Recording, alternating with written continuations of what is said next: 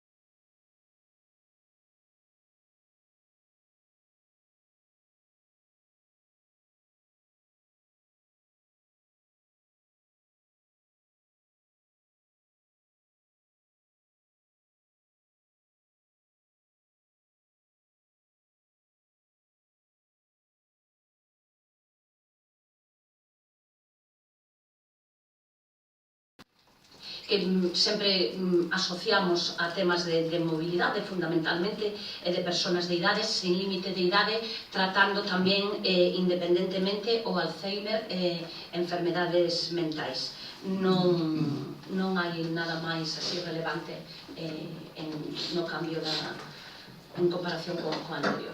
Muchas gracias. ¿Alguna cuestión? Señor Laveras. Sí, moi boas noites a todos.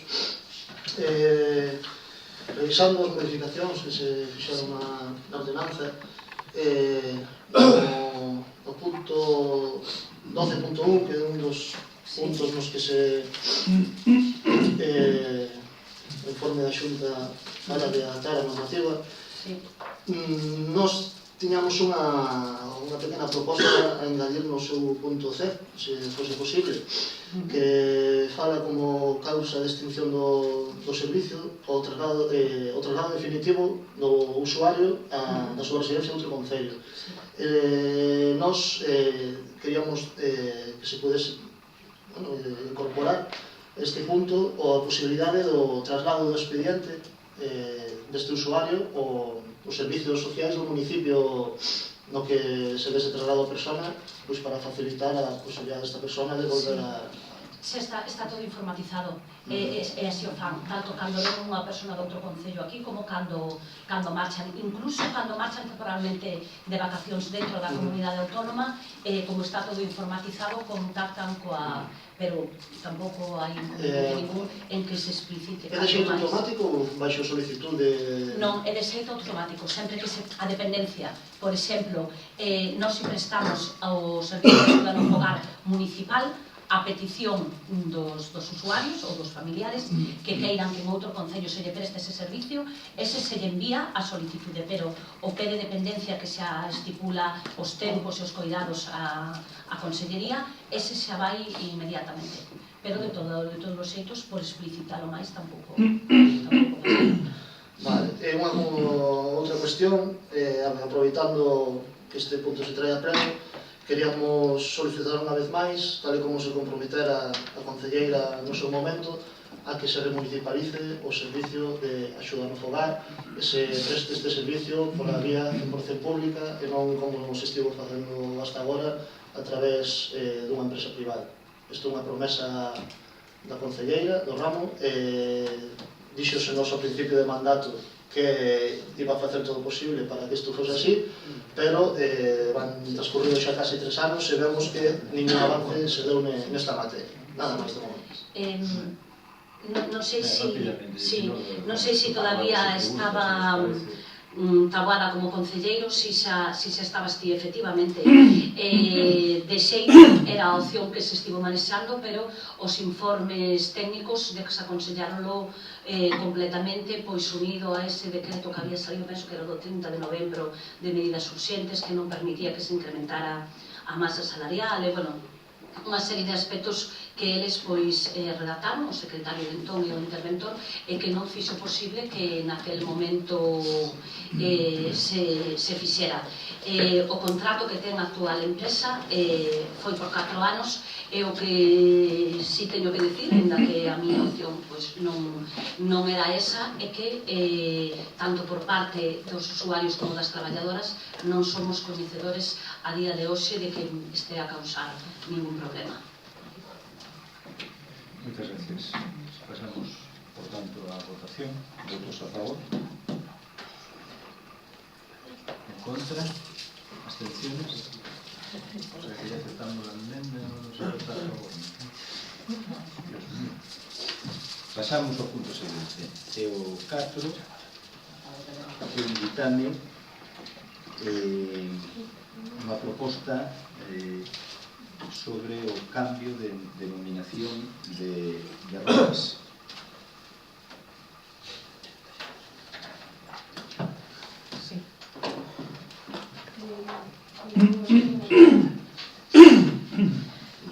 A Comisión Informativa Xeral, en sesión celebrada o 24 de xaneiro de 2014, acordou por a maioría de 4 votos a favor dos membros do Partido Popular e da señora Filgueira e 3 abstencións dos membros do PSDG, PSOE e do señor Uteiro, aprobar a proposta do concelleiro delegado de Novas Tecnoloxías documentación e patrimonio en relación con el cambio de denominación de varias rúas.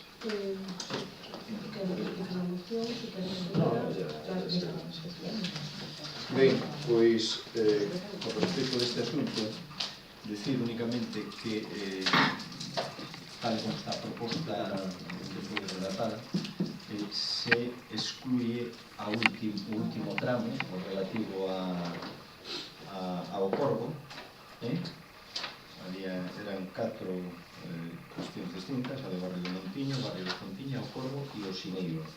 Pois queda tal cual, exceptuando a relativo ao Corvo. Vale? Pois, creo que xa estou falando sobre ele na comisión informativa, por lo tanto, abrimos un turno por si alguén quere... Ah, sí, pero eso va a ser un expediente distinto.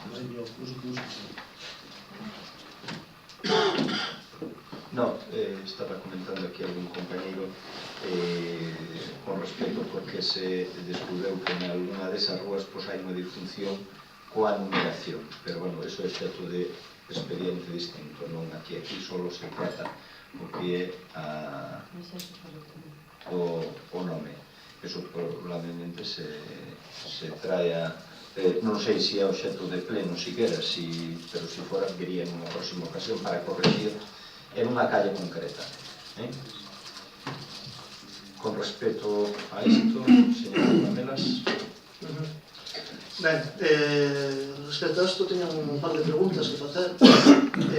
Respecto da xuntante que mantivemos os distintos voceiros para tratar este tema xa fai un tempo, hai un cambio na rúa Travesía Pablo Iglesias, que a proposta que se trae aquí é pasalo a Rúa da Horta do Río, que está esta posibilidade, polo menos na xuntanza na que acudín eu, non se valorou en ningún momento.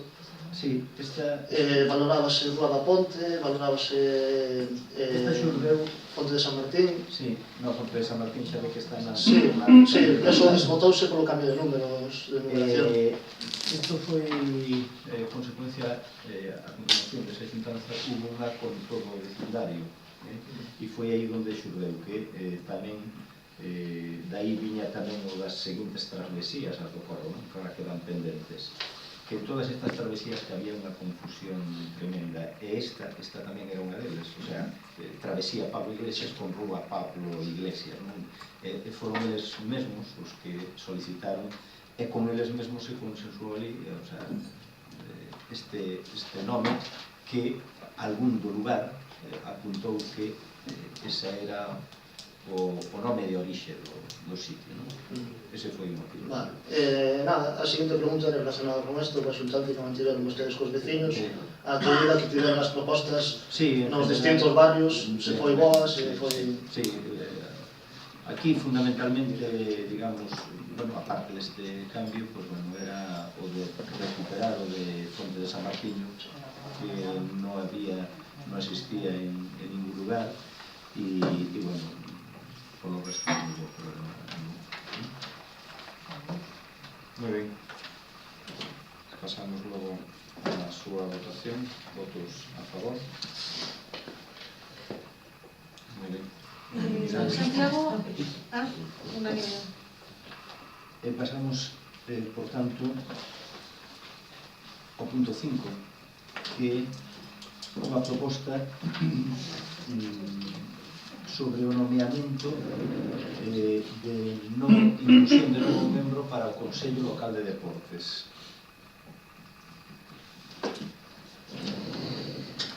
A Comisión Informativa Xeral, en sesión do 24 de xaneiro de 2014, ditaminou favorablemente a presente moción pola maioría de 5 votos a favor dos membros do PP, da señora Filgueira e do señor Monteiro, e 2 abstencións dos membros do PSDG-PSOE.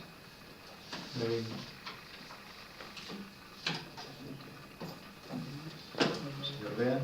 Bueno, isto só é o final dun trámite que era que, bueno, o Pleno tiña dereito a nomear unha persoa como membro do Consello de Deportes e de Actividade Física. O propio Consello dos que estaban nomeados votou unha persoa, a cal foi que se abre esa votación e por unanimidade, bueno, pues que se debe trasladar a este pleno para a súa ratificación. Por lo tanto, bueno, neste caso, o señor Rubirosa, teremos a votación todos os casos. Muy bien. ¿Alguna cuestión con respecto a esto? No. Pues votamos. Perdón, Fernando. Sí, simplemente desde Esquerda Unida non queremos entrar a valorar o candidato ni as propostas do Ourese, simplemente queremos facer saber que o noso voto vai ser en contra por manter a coherencia co noso voto en contra do propio regulamento do Consello Local de Deportes, sen entrar a valorar en ningún caso a persona que se propón para este posto. Muy bien. Pues votos en contra. No. Sí, esto. Vale. Sí. Es que me está Para cambiando. rápido. Vale. Venga. En contra 1. Sí, por eso. En contra 1. Vale. ¿Y a favor?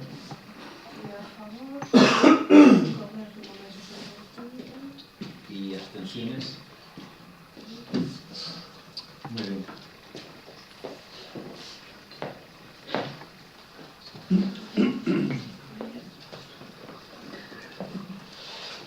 Pasamos ao punto 6, que é a moción do BNG contra a suba do canon de Sogama.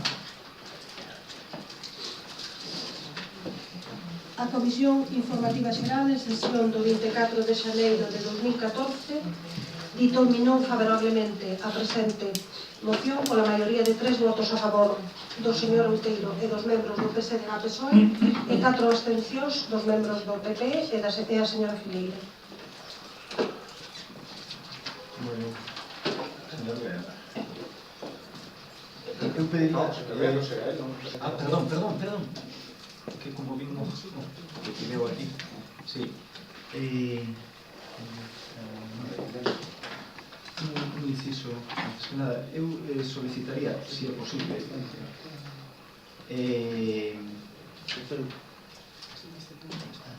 solicitaría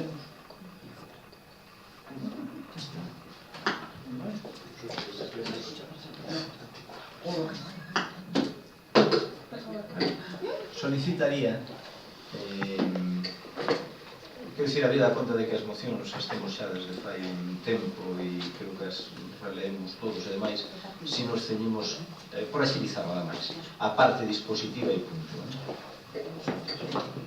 Señor Outeiro. Ben, a verdade é que sí, que as mocións xa están un pouco recesas porque son do mediados do mes de novembro, non entraron no pleno de novembro, por lo tanto quedaron agora co de xaneiro, xa pasaron 2 meses e medio. E ben, como hoxe en día pois os aconteceres políticos pois van bastante acelerados, pois pronto certas cousas pasan, pero bueno, isto ainda está de actualidade. De feito é un impasse ainda que ten aí a Xunta con esta concesionaria de parte dos concellos de Galiza sobre a xestión dos residuos, que é Sogama. Ben, na parte do acordo, obviando xa a parte expositiva, pois as disposicións era instar a Xunta de Galiza a retirar dos orzamentos do próximo ano o incremento previsto do canon de Sogama que deben satisfacer os concellos, por lo tanto xa serán os orzamentos deste ano, porque isto era en novembro. 2, que calquera modificación que se pretenda pase obrigatoriamente por un consenso coa FEGAM e cos concellos implicados, coa participación de Sogama e da Consellería con atribucións en medio ambiente. E 3, revisar en profundidade o plan de xestión de residuos urbanos de Galiza 2010-2020, eliminando a previsión de construir unha nova incineradora de residuos urbanos e apoiando un modelo que supere Sogama, mediante proxectos comarcais de reciclaxe e compostaxe, que posibilite a creación de empregos nas comarcas e alcanzar os obxectivos de recollida selectiva e reciclaxe dos modelos en funcionamento máis avanzados.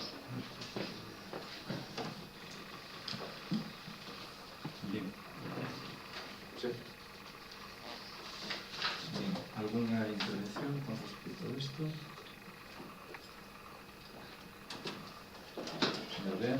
Bueno, adiantar que o voto do goberno vai ser en contra. Penso que este tema, como ben di vostede, señor Outeiro, aparte de que non está tanto no candeleiro, Si tamén hai que recordar que xa neste pleno habíamos tratado un pouco sobre o tema nunha moción pasada, sobre o tema de Sogama e as alternativas posibles á substitución do sistema.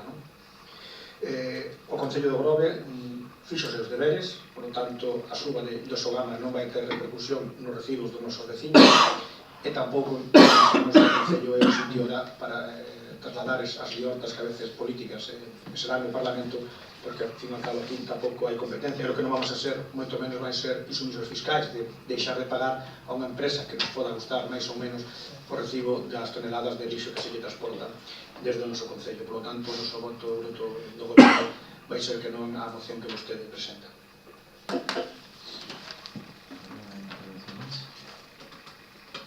Señor Outeiro.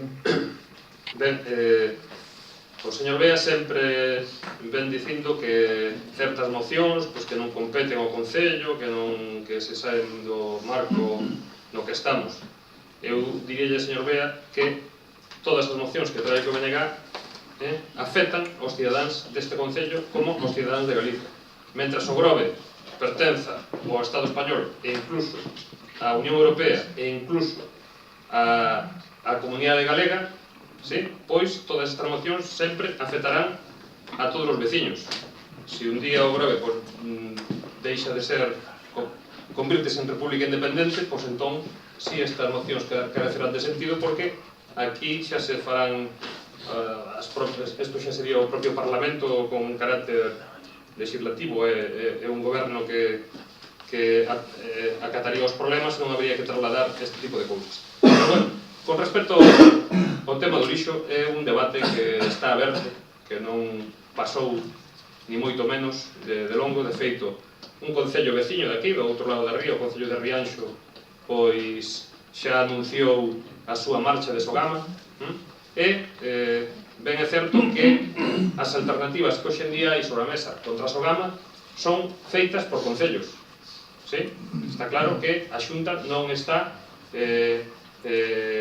digamos levando a boa das alternativas, senón que a Xunta só aposta polo modelo Sogama, e son asociacións de concellos ou mancomunidades ou concellos como a da Coruña ou que está pasando na Barbanza, que son os que se están xuntando para buscar alternativas moito máis limpas, moito máis sostibles medioambientalmente e que xeneran postos de traballo nos sitios, nas comarcas e nos concellos onde se están implantando. Eso vostede sabe ben e non é de recibo que veña a decir que isto non afecta aos veciños do Grove.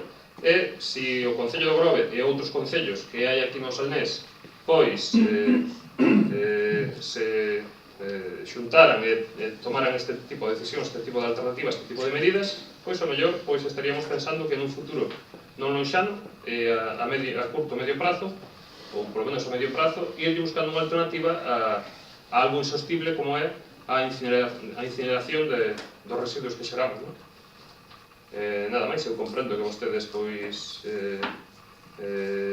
apoian o modelo Sogama. Nós pensamos que non é viable, non ten futuro e ten que haber alternativas máis limpas. Isto é un voto máis, digamos, político de conciencia que non realista. Gracias, señor Outeiro. Solo responder, claro que aquí podemos tratar do que queiramos e traer mocións pola paz na galaxia de Andrómeda, tamén podemos traelas ou de calquer outro lugar do universo ou do mundo, pero non somos competentes. E o que sí é certo que se tenemos mocións deste tipo, a meu entender, que usted di que non, pero pode ter outro pensamento que é máis de sentido común, que se tenemos mocións do Parlamento a aprobar nos concellos, é normal que algúns veciños tamén pensen que no Parlamento sobra, ou hai que reducirlo, porque claro, se tratábamos xa nos concellos, porque vamos a tratar no Parlamento. É dicir, hai competencias e cada un ten as súas. Non é un órgano competente, e moitos dos problemas que vamos a tratar, por exemplo, hoxe neste pleno, son a absoluta competencia deste concello. E podemos ir a un bar a tomar algo e discutilo cando queiramos, pero con o noso voto non se vai a modificar absolutamente nada, porque non é o órgano competente. E vostede, cando fala de Sogama, que me parece moi ben, que podemos entrar no debate se é mellor ou peor, non se olvide que si o seu goberno, o seu partido, si foi competente 4 anos na Xunta. 4 anos estuvo na Xunta. Dígame vostede, neses 4 anos, que medidas puxeron, que semente para modificar Sogama? E igual nos atopamos que ven usted ahora querendo cambiar, e cando sí foron competentes, cando sí tuveron poder para facelo, non fixeron nada. Nada máis, moitas gracias. Moi ben. Ben, pues vamos a pasar a la aprobación. A última palabra teño eu, No, que son que presento a moción. Perdón, señor Lamento. Vamos a ver. Voy a decir, pedirle que sea breve. Eu tamén vou a decir algo, pero nada, en medio minuto, con 20 segundos. Túa réplica, contrarréplica, pero venga, brevedade pido. No, a réplica como o señor Bea. No, é vostede tamén. Eu son o que presento a moción. Vostede tamén, rápido, xa está perdendo o tempo. Non, simplemente que o señor Bea saberá que o BNG non tiña as competencias no en medio ambiente, cando estuvo no goberno da Xunta, sabio ben, ademais. É simplemente eso, que si desde os concellos, desde estes plenos que xa competencias limitadas teñen, e máis de vir andadas, ademais, cando veña cando calla xa a lei local, pois non pulamos por unha idea, por un cambio de facer política, non se cambiará nada, non se cambiará nada.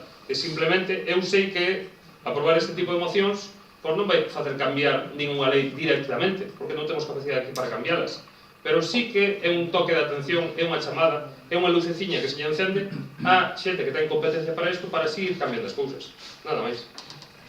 Moi ben, gracias. Mire, a luceciña, decía ben, Bea, tuveron vostedes a linterna na mano e non fixeron absolutamente nada. É igual, o que non tuveran a competencia, vostedes eran parte importante daquele goberno, e así como induciron a que se levaran a cabo determinadas cousas, tamén puderon dar pasos neste asunto que non deron ni o primeiro. O sea, que eso de buscar alternativas en absoluto, ni a primeira, non as coñecemos, por tanto, moito menos crearán postos de traballo, porque se non hai alternativas, non hubo modelos distintos que non se implantaron, pois non pode haber postos de traballo. O que si é curioso, porque un concello moi importante, como é Pontevedra, formado por vostedes desde fai ilo tempo, buscou alternativas macanudas, que ao mellor tamén axudan a que haya que tomar medidas como esta. E a alternativa foi non mover un dedo, porque nos asociou con nadie para mover un dedo, pero sigueu usando a Sobana e ainda por encima, ainda hoxe está sin pagar. Ainda hoxe non lle paga. Eso sí que será alternativo. Votos a favor.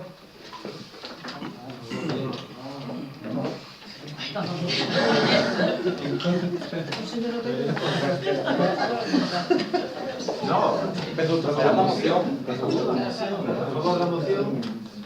Usted votaba a favor, non? Sí. Vale.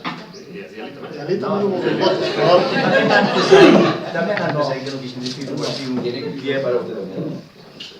E señora que lo de o voto para un que vota aí sí que xa. No Parlamento unha vez que vota se ilumina, non hai. pasamos ao punto 7, que unha moción tamén do BNG en apoio a querella argentina contra os crimes do franquismo. A Comisión Informativa Xeral, na sesión do 24 de xaneiro de 2014, ditaminou favorablemente a presente moción por un voto a favor do señor Outeiro e 6 abstencións do PP, PSD da PSOE e a señora Filgueira. Moi ben. Señor Outeiro. Sí, si queren paso a ler a moción. Casi é tan longa a parte de acordo como a moción, por lo tanto, casi se le toda. No. Sí, en xullo do 36, a sublevación militar encabezada por Francisco Franco derrocou o goberno lexítimo da República e instalou un réxime totalitario baseado na persecución e aniquilación física dos defensores e defensoras da liberdade, da justiza social e dos dereitos das persoas. Este réxime dictatorial foi mantido polo exército, a oligarquía e a Igrexa Católica durante os seguintes 40 anos mediante a feroz represión de calquera oposición, utilizando para iso medios que poden ser cualificados de xenocidio contra o seu propio povo. Mais 35 anos despois, unha xuíza argentina, María Servini, leva adiante unha causa contra o franquismo e os seus protagonistas vivos, por delitos de xenocidio e lesa humanidade, delitos que nin prescriben nin poden ser amnistiados por ningún tipo de lei de punto final. Aínda sendo tramitada de instancias internacionais, esta querela comeza a romper o muro de impunidade do franquismo, contra o que tantas persoas e organizacións sociais vimos combatendo. Resulta, por tanto, un feito de importancia trascendental na loita pola justiza, a verdade e a reparación dos danos causados aos centos de miles de vítimas do franquismo. A lei de amnistía promulgada polo Estado español non pode impedir a apertura dunha causa contra o franquismo, máxime cando a propia ONU, a través dunha oficina en Xenebra da Alta Comisionada para os Dereitos Humanos, que en febreiro do ano pasado emitiu unha nota pedindo ao Estado español a derogación da lei de amnistía de 1977, porque incumpre a normativa internacional en materia de dereitos humanos. E afirmou que o Estado español está obrigado, baixo a lei internacional, a investigar as graves violacións dos dereitos humanos, incluídas as cometidas durante o réxime de Franco, e a procesar e castigar os responsáveis se ainda estiveren vivos. Acrecenta tamén que existe un deber cara ás vítimas que teñen dereito de reparación. Mesmo esta oficina lembrou que, conforme unha recomendación de 2009 da Comisión de Dereitos Humanos da ONU, o Estado español debe derrogar a súa lei de amnistía, posto que non está conforme coas leis internacionais de dereitos humanos. Esta recomendación foi elaborada por 18 persoas expertas da Organización Internacional e toma como base o Pacto Internacional de Dereitos Civis e Políticos ratificado polo Estado español no ano 85. Para alén disto, esta derogación xa foi pedida por BNG no Congreso dos Deputados no ano 2011. Por iso, o BNG fai a súa iniciativa da Red de Cidade de Apoio a querela argentina contra os crimes do franquismo e proponlle ao Pleno da Corporación Municipal a adopción do seguinte acordo. Primeiro, condenar a sublevación militar fascista dirixida por Francisco Franco en xullo do 36 contra o réxime republicano legitimamente constituído no ano 31 e o réxime dictatorial posterior que durante 40 anos reprimiu con terrorismo de Estado todo vestixio de disidencia e loita pola liberdade, a xustiza social e os dereitos das persoas, e que levou a cabo máis de 5.000 asasinatos en Galicia. 2. Condenar o papel xogado por boa parte das oligarquías agraria, industrial, financeira e a xerarquía da Igrexa Católica polo seu apoio ao golpismo e ao réxime fascista que se instalou despois. 3. Adotar desde o goberno municipal as medidas necesarias para garantir que as persoas represaliadas pola rebelión militar de xullo 36 polo réxime franquista e o terrorismo de Estado o exercicio dos seguintes dereitos. Primeiro, o dereito a coñecer a verdade sobre aquel réxime, para contrarrestar os intentos de reescribir a historia que veñen facendo por parte dos seus herdeiros. Segundo, o dereito á xustiza efectiva para superar o actual estado de impunidade dos responsáveis dos crimes contra a humanidade cometidos. Terceiro, o dereito a unha reparación digna e non discriminatoria para centenares de miles de vítimas do franquismo. Cuarta, o dereito do conxunto da sociedade a que se implemente medidas de cambios sociopolíticos, xurídicos e institucionais como garantía de non repetición. 4. Apoiar e adherirse á querela 4591/10 do xulgado número 1 de Buenos Aires, República Argentina, que leva adiante a magistrada María Servini por delitos de xenocidio e lesa humanidade contra responsáveis da conculcación dos dereitos humanos durante o franquismo. 5. Solicitar do Goberno do Estado español que cumpra a recomendación da Comisión de Dereitos Humanos da ONU e derogue a Lei de Amnistía de 1977 para poder xulgar os crimes do franquismo no Estado español. E 6. Facer un chamamento á cidadanía a apoiar a querela contra os crimes do franquismo como persoas querelantes directamente represaliadas durante o réxime franquista, como parentes das represaliadas ou ben manifestando a súa denuncia na ditadura franquista e a súa adhesión á querela contra os seus crimes e os seus protagonistas. Nada máis. Bueno, pois a verdade é que non era necesario, non lle dicía ao principio, pero bueno, actitudes como esta son as que provocaron pois, nun concello de aquí ao lado esa chamada ahora doutrina FOBE, non? Porque eu, a verdade é que comparto mesmo que dice vostede que todas cantas se traen aquí, pois non sei se dixo interesan, preocupan ou teñen incidencia ou afectan, non sei se cal foi exactamente o objetivo que lle puxo aos vecinos, non? A verdade é que, oye,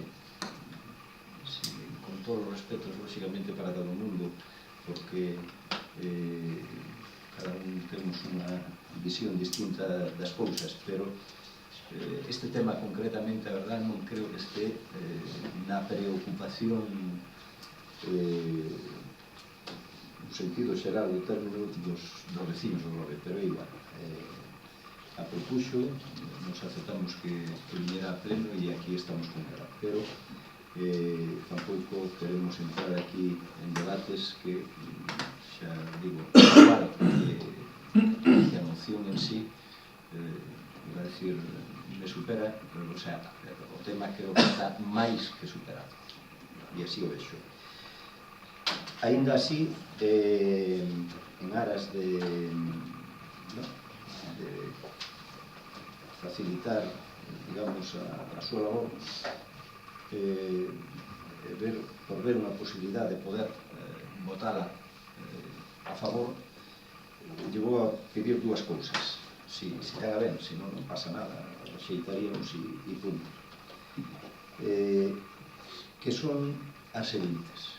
Por unha parte, añadir un párrafo, que agora lle leo, e por outra parte, retirar un deses puntos. A moción súa consiste en 6 puntos, dos cales algún, como 3, está a súa vez subdividido en outros 4 ou 5. O punto quinto, ese que fala de derogar a lei de amnistía, a verdad que non compartimos para nada.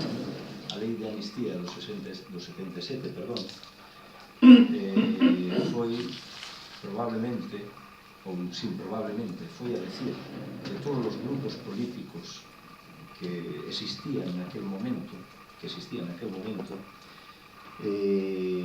o piar que facilitou a transición.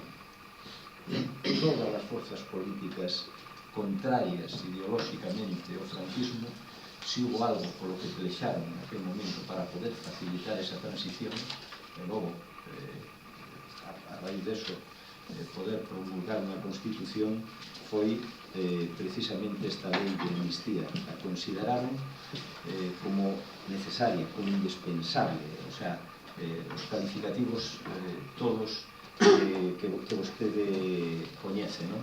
E todo para precisamente desmontar aquel entramado do réximen que xa esmorecía. E iso foi o que facilitou esa reconciliación que deu paso a esa transición que, curiosamente, foi alabada por todo o mundo, nacional e internacionalmente, non? E agora, curiosamente, ademais, é que levamos tantos anos de democracia, 30 algo xa, e ninguén, bueno, vostedes, creo que no Parlamento Nacional, en algún momento, solicitaron isto tamén, non? E todo o mundo yo rexeitou, verdad? Todo o mundo, todo o arco parlamentario, bueno, a excepción de alguna forza minoritaria, pero o 90, moitos por cento do arco parlamentario ya rexeitou. Entonces, coa introducción deste texto, que ademais é fruto do consenso, o que vou a ler, é fruto do consenso no Parlamento de Galicia nos anos 2008 e fai nada tamén no 2013, recollendo ese espírito que foi apoiado por todas as forzas políticas, por falar sempre de consenso, e, curiosamente, rexeitando iso que pido que se derogue, incomprensiblemente, que non piden ademais que a vostedes, me refiro a forzas políticas que vostedes no seu momento pediron e pelexaron moito por esa lei, pois ese párrafo retirado, digolle, é un párrafo de 6-10 que pon aquí na súa proposta. E o que añadiríamos, creo que non me ofrecería maior problema, porque xo votaron a favor no Parlamento Galego, pero adaptado aquí ao Pleno Municipal, diría que o Pleno Municipal acorda reafirmar a condena da dictadura franquista e a reprobación de calquera manifestación realizada por cargos públicos nas que se justifiquen os crimes e asesinatos producidos durante o franquismo, secundando deste xeito as resolucións do Parlamento de Galicia aprobadas no ano 2008 e 2010. Se lle parece ben, se non, é que nin discuto máis o asunto. Pasaríamos á votación.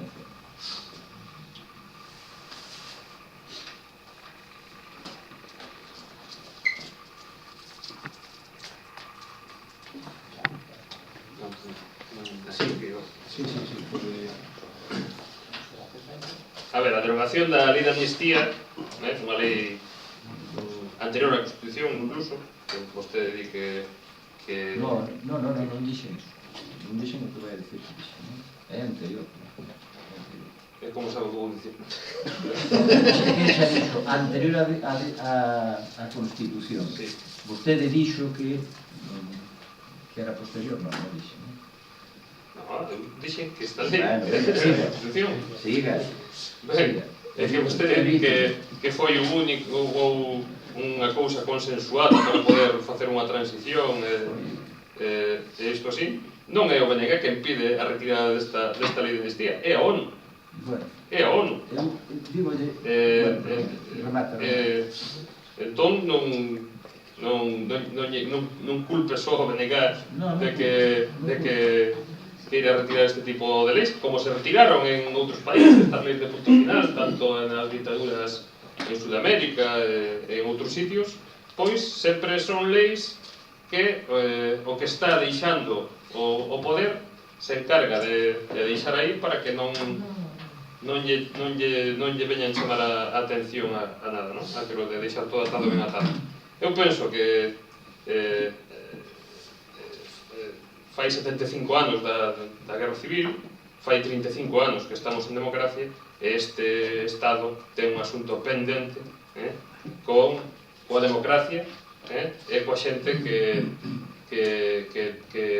lle roubaron a súa vida, o seu futuro, as súas familias, simplemente moitas veces por presentar unhas eleccións democráticas. Máxime aquí en Galiza, onde nem sequera houve frente, é si unha represión bárbara, non? Entón, cando vai ser o tempo de reparar esta injusticia que se cometeu contra esta xente? Cando? Dentro de 100 anos, dentro de 200? Eu penso que xa está chegando a hora de que este Estado entre na modernidade, entre na democracia, nos dereitos civiles e faga este tipo de reparacións. Eu, se vostede en aras de que me apoyen a moción que era retirar o da derogación da lei de amnistía, bueno, sacamos de aquí, e a ONU que impide que eso se faga, como si se fixo máis en outros estados, en outros sitios, pois acepto ya esta desmembración. Moitas gracias, e non é a ONU, é certo que en algún momento recomenda eso, pero bueno, a ONU, eu xa teño ido aquí neste mesmo lugar onde estamos, tamén acusacións, incluso de participar en xenocidios, o sea, a ONU utilizándolo según conveñan.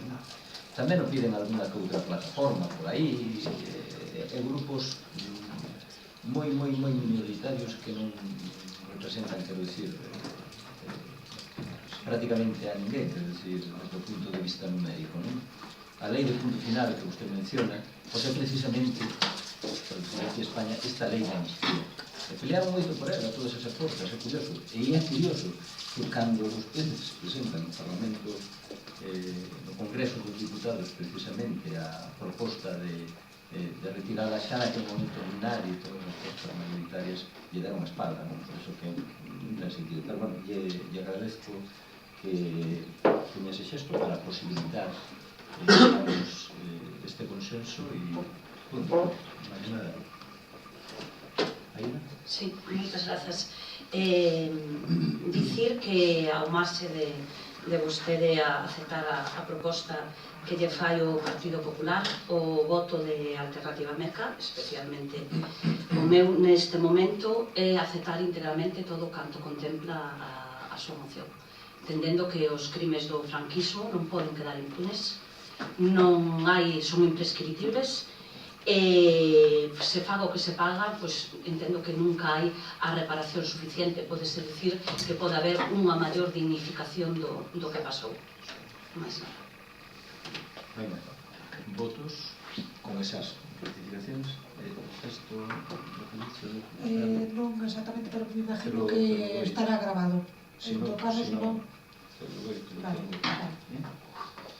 E retírase o punto 5. Sí, retirar o punto 5. Pois, con esas modificacións, pasamos a votación. Votos a favor. Moi ben, e pasamos ao punto seguinte, que é o 8,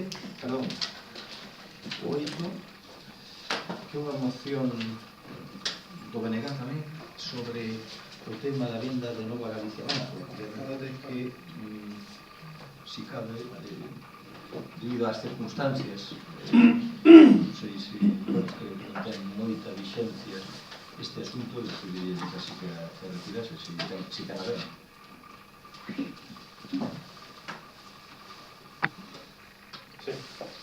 Sí, isto, pois, a verdade é que lamentablemente hai que retirala porque xa este país liquidaron o seu sistema financeiro, me parece que só queda ahora mesmo que sexa máis ou menos galego, creo que é a Caixa Rural.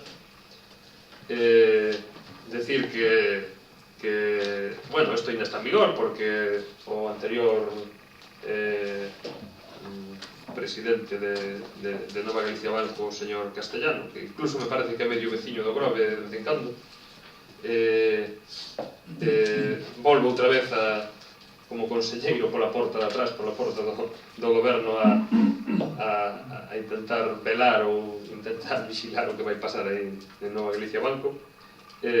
Isto foi un espolio máis da riqueza de Galicia, que nesta crise está sendo moneda de cambio cos seus sectores. Pois moitas gracias.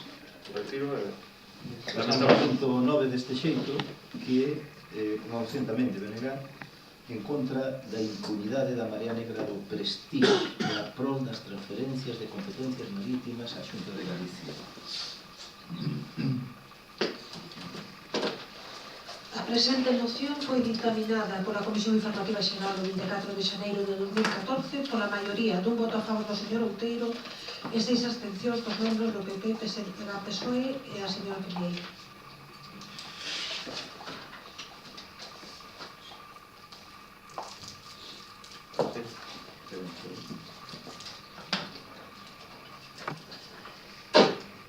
Señor Outeiro. Sí, esta é unha carilla só, bueno, que despois comentarei outra cousa.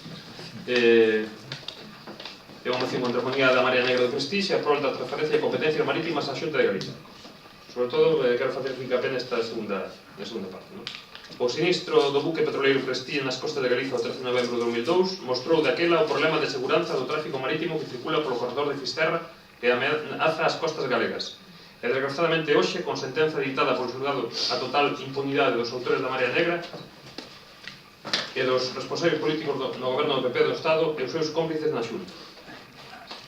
A pesar do litoral de Galicia ser o máis afectado no mundo pola contaminación derivada de accidentes marítimos destas características, pois nos últimos 43 anos houve 4 buques que provocaron importantes vertidos de hidrocarburos ao mar, o Policomander en Vigo, o Urquiola e o AGNC Marexeo na Coruña, o Prestige por todo o mundo mundial, aos que se lle debe sumar outros sinistros en que tamén houve unha importante contaminación mariña polo vertido de produtos altamente contaminantes, caso do Ercovid e do Casón.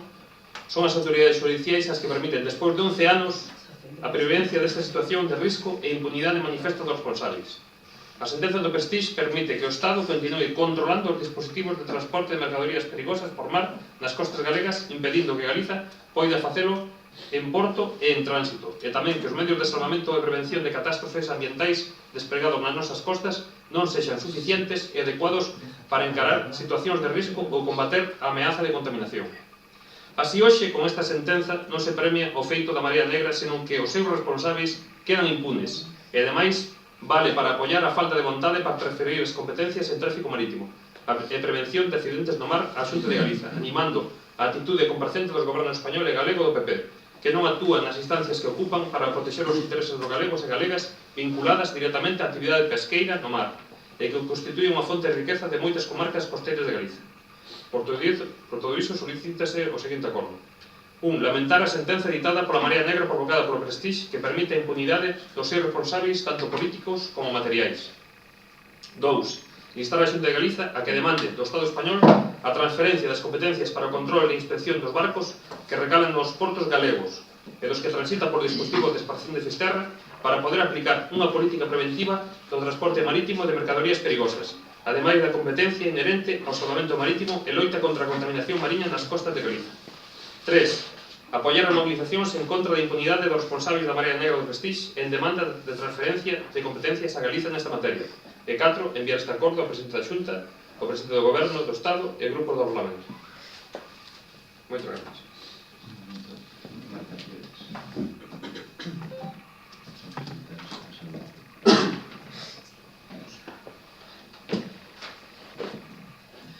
Ben, seguimos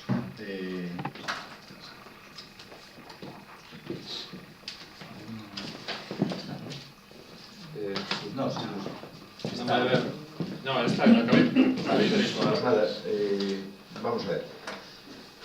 Dicirlle que por parte do goberno que ainda entendendo que haxa malestar con este tema, con esta sentenza. Créame que eu tamén o teño polo contido da mesma, pero entendendo eso, teño que decir que calcar sentenza emitida por un tribunal de justicia hai que aceptala, respetala e acatala nunha parte, ou dúas. E no caso que estamos a falar, queda ademais aberta outra vía, que é a do Tribunal Supremo, que esa está aí todavía. Entendemos tamén o malestar social polo feito de que ninguén vai a pagar económicamente por esta desfeita, por este evidente dano material e ambiental causado a Galicia. Pero non podemos obviar que aquí o que hai é unha sentencia que analizou, eu non vou entrar moito en detalles, pero analizou dous feitos moi concretos. Por un lado, o estado do barco e as consecuencias do accidente, e por outro lado, a xestión política do mesmo, que me dá a impresión de que debe ser a parte que máis me interesa a vostede. E nos dous casos, é bastante clara e rotunda a sentencia, aínda que, repito, algunhas cuestións, como esa das responsabilidades económicas, eu non comparto para nada. Pero, bueno, creo que non nos corresponde a nos xulgar isto, xo fixeron os tribunais, hai abertas vías, e, por tanto, o que vostede quere, quero dicir, a través desta moción é lamentar, o que dice aí, lamentar a sentenza ditada tal, o sea, lamentar a sentenza ditada pola marea negra provocada por o prestixio que permite a impunidade dos seus responsables, hasta responsables, que aceptaríamos sin ningún tipo de problema. Ahora, meterse xa en reclamar competencias e historias desas non podemos, non compartimos unha palabra. Aparte, creo que acabase de botar a andar unha nova lei que fala precisamente da delimitación de competencias entre as distintas administracións, e esa está claramente onde está, e creo que sea ao menos agora de interés para nós ese tema. Sin máis. Ben, desde o BNG consideramos primordial que as competencias sobre a seguranza marítima estén en Galicia. Hai que recordarse que Galicia ten máis do 50% da flota española, donde viven marxente directamente o Producto Interior Bruto relacionado co mar é moito máis importante, e, ademais, é o lugar, xunto co Estreito de Gibraltar, donde máis paso de buques hai de toda a costa do Estado español. Eu, por exemplo, traigo agora a mención, estes días eu estaba seguindo bastante como seguíramos, curiosamente, cando foi do centro do Prestige, eu estaba na Escola Náutica en Vigo, facendo o curso de capitán, e todos os días, durante a semana e pico que durou isto, todos os días estábamos todos pendientes e alucinados co que pasaba con este petrolero. Non morreu xente ali de risa por unha casualidade, porque era demencial. Bueno, pois estes días tuvimos un episodio moi parecido. Un mercantiño holandés que queda sin máquina 12 millas de Ferrol, un día de mal tempo, eso tamén os barcos sempre saberían máis normalmente con mal tempo, non sei por qué, e de noite aí, mellor. E resulta que, en vez de un remolque que se lle dá ese barco con gestión de 3, 4, 5 horas debería estar dentro do porto de Ferrol, que como porto máis cercano, ou dentro do Golfo Ártico, das rías esas, resulta que asistimos a que o mercantiño ese bota día e medio, pasan 4 remolcadores por el, incluso se temeu pola vida da tripulación e estuvo a menos dunha milla da costa e se mandou o Elimer da Coruña e o Pesca de Viveiro, bueno, de risa. O que pasa co salvamento e co seguridade marítima aquí é de risa. De feito, os meus compañeiros, cando van ao Gran Sol, din que, por favor, se teñen un accidente a bordo, se pasa calquera cousa, que sexa diante das costas de Francia, de Irlanda ou de Gran Bretaña. Pero, por favor, que non pase fronte costas españolas ou dirixidas pola seguranza marítima española. Dito polas tripulacións que saen todos os días de Vigo e da Coruña os caladeiros de Gran Sol ou de Terranova ou donde toque ir. E isto ven a constatar iso, que a seguranza marítima aquí é de risa. Despois, no asunto marítimo, dase de que as competencias están espalladas, xa non repartidas, senón espalladas, donde a un barco pois podenlle facer inspeccións tanto os gardacostas da Xunta como últimamente estou escutando na telefonía de a bordo as patrulleras da Armada que están casi acosando os barcos pesqueiros que faenan aquí na boca das rías, exixíndolle que se non levou o pabellón enarbolado, que se non sei que, cosas así.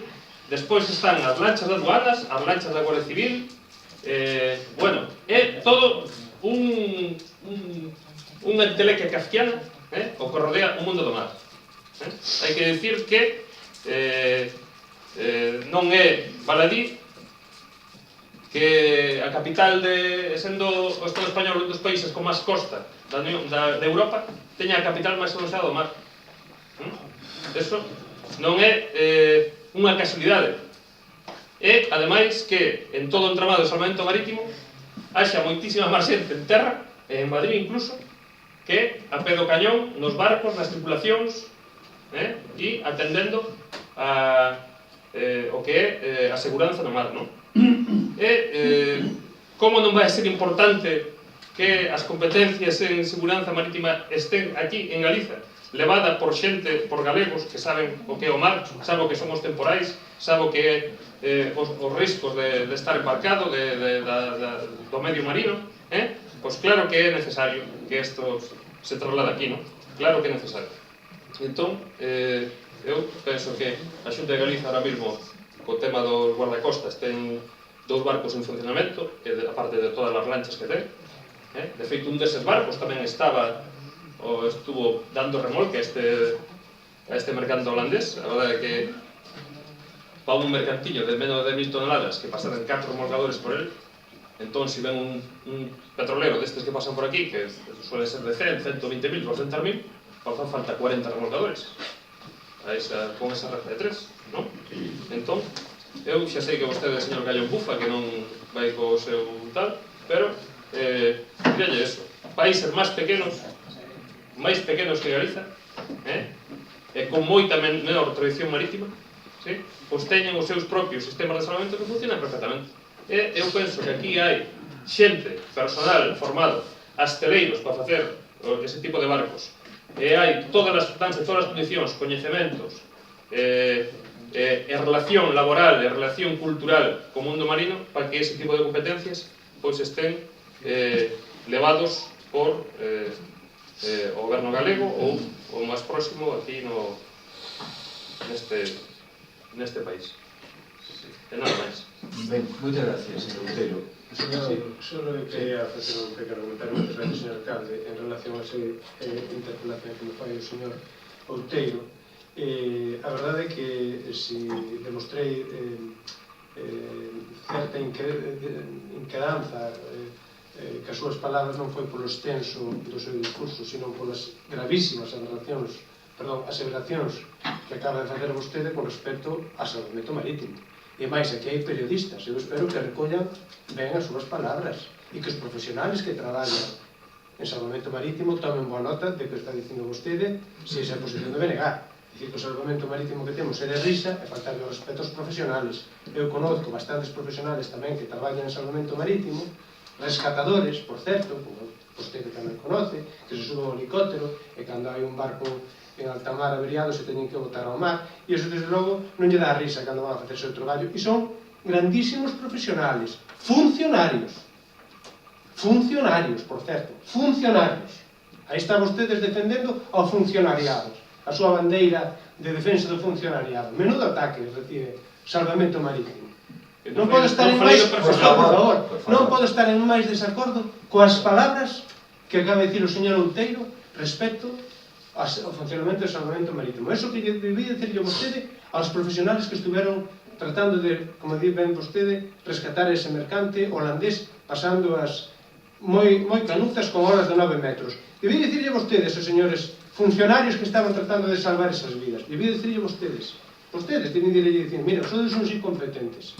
Eso quer dicir. Moitas gracias. Gracias, señor Peñón. Pero que ademais, vamos a ver, aquí non estamos falando nada deso. O debate iniciou vostede. Vostede que trae aquí esta moción. Vostede está a falar, ou aquí é o que propón, de que as competencias sexan transferidas a Galicia para que se xestionen desde aquí. Os medios sí están aquí. Os medios xa están. O sea que sobraba toda esa parte desafortunada, como decía o señor Callón, porque además se fixo un lío, o sea, non só desacreditando esos profesionales, sino a formación que aquí se dá. Primeiro nos dice que os nosos mariñeiros que o que lle piden a Virgen do Carmen que os accidentes os teñan nos ámbitos de influencia ou de competencia de Francia, de Inglaterra, porque aquí nadie os vai a saber atender, pero, por lo de pronto, vostede tamén nos dice que se vai a formar precisamente a escola náutica de aquí, a de aquí, digo, porque non foi a francesa ou a inglesa, e agora nos dice que, sin embargo, que hai maravillosos profesionales para eso, o sea, de verdad que, como dice vostede, un pouco de risa, non? Lle digo, creo que o servicio se está a prestar correctamente, lógicamente non vou a entrar en detalles porque non coñezo ese mundo, pero, bueno, tamén un lee máis ou menos entera das cousas, e vostede sabe ou deberá saber que o armador deste barco rexeitou digamos o auxilio de salvamento porque querían que fora unha empresa privada e logo cando ninguén se atreveu a facelo pois tuvo que recorrer o salvamento, non? O salvamento marítimo foi quen tuvo que facer a operación, pero é igual, xa lle digo, é derivado daquela situación que fai xa tantos anos, co cal, pois esta sentencia, se hai unha cuestión na que estamos de acordo, é que é tardía, é temporánea, o que vostede queira, e ainda por encima, pois, non nos satisface a ninguén, porque, bueno, chama a atención que non haya responsables de ningún tipo. E eu me refiro no aspecto económico, porque aquí hubo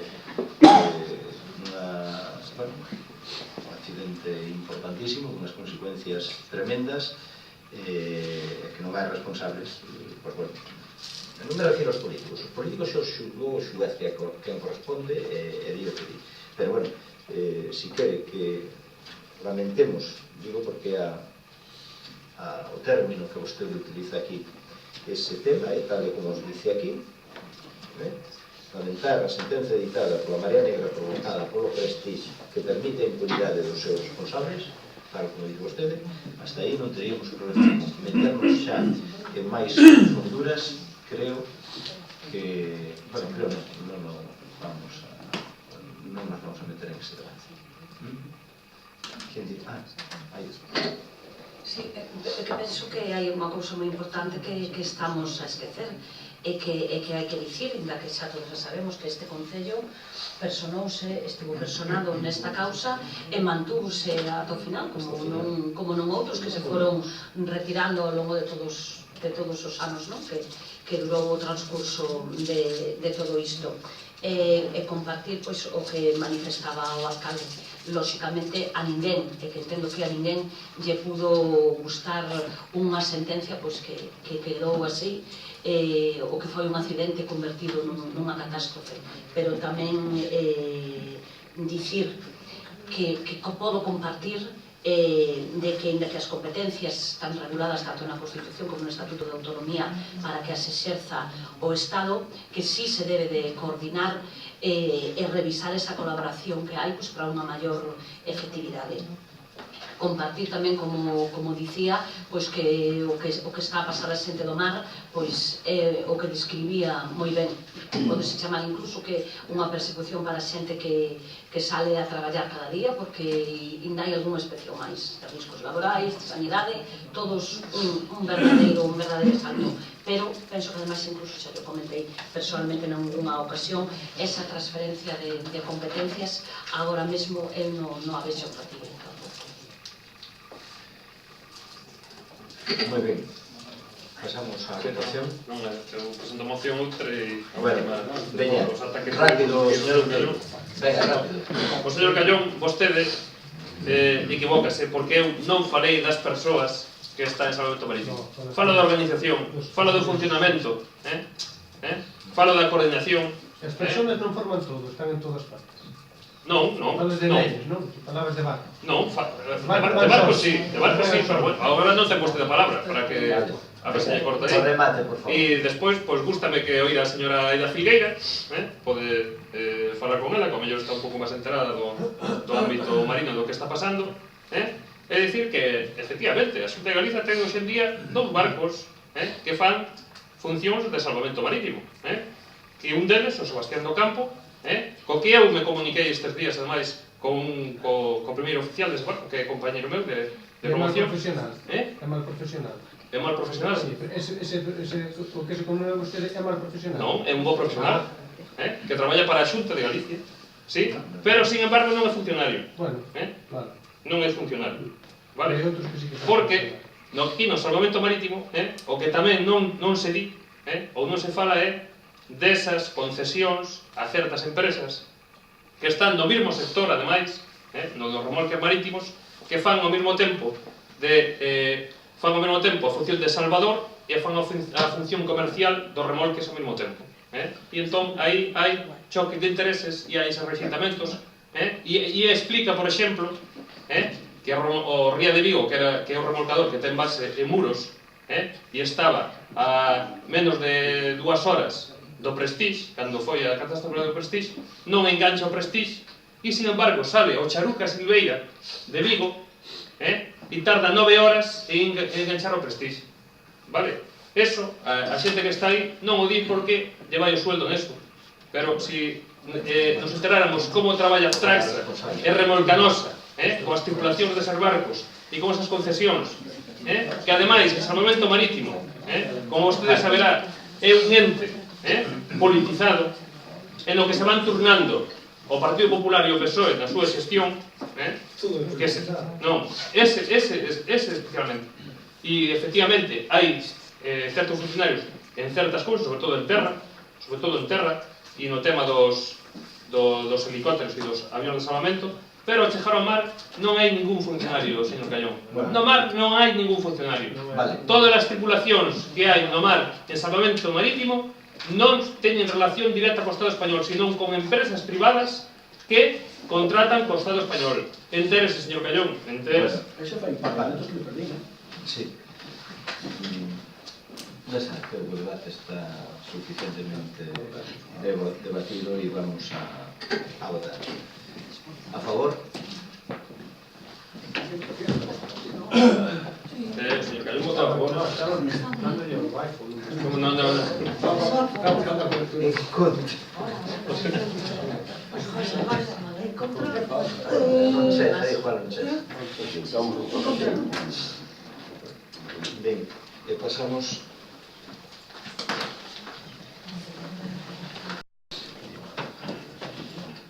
ao punto 10, que é unha moción de Esquerda Unida sobre medidas para prevención da pobreza enerxética. A Comisión Informativa Xeral, en sesión do 24 de xaneiro de 2014, dictaminou favorablemente a presente moción pola maioría dun voto a favor do señor Outeiro e 6 abstencións dos membros do Partido Popular, porque este debate foi a señora Figueira. Ben, moitas gracias.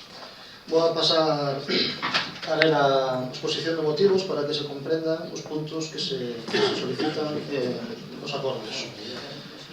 A pobreza enerxética pódese definir como aquela situación que sofre un fogar incapaz de pagar unha cantidad de servizos de enerxía suficiente para a satisfacción das súas necesidades domésticas e ou cando se ve obrigado a destinar unha parte excesiva dos seus ingresos a pagar a factura enerxética da súa vivenda.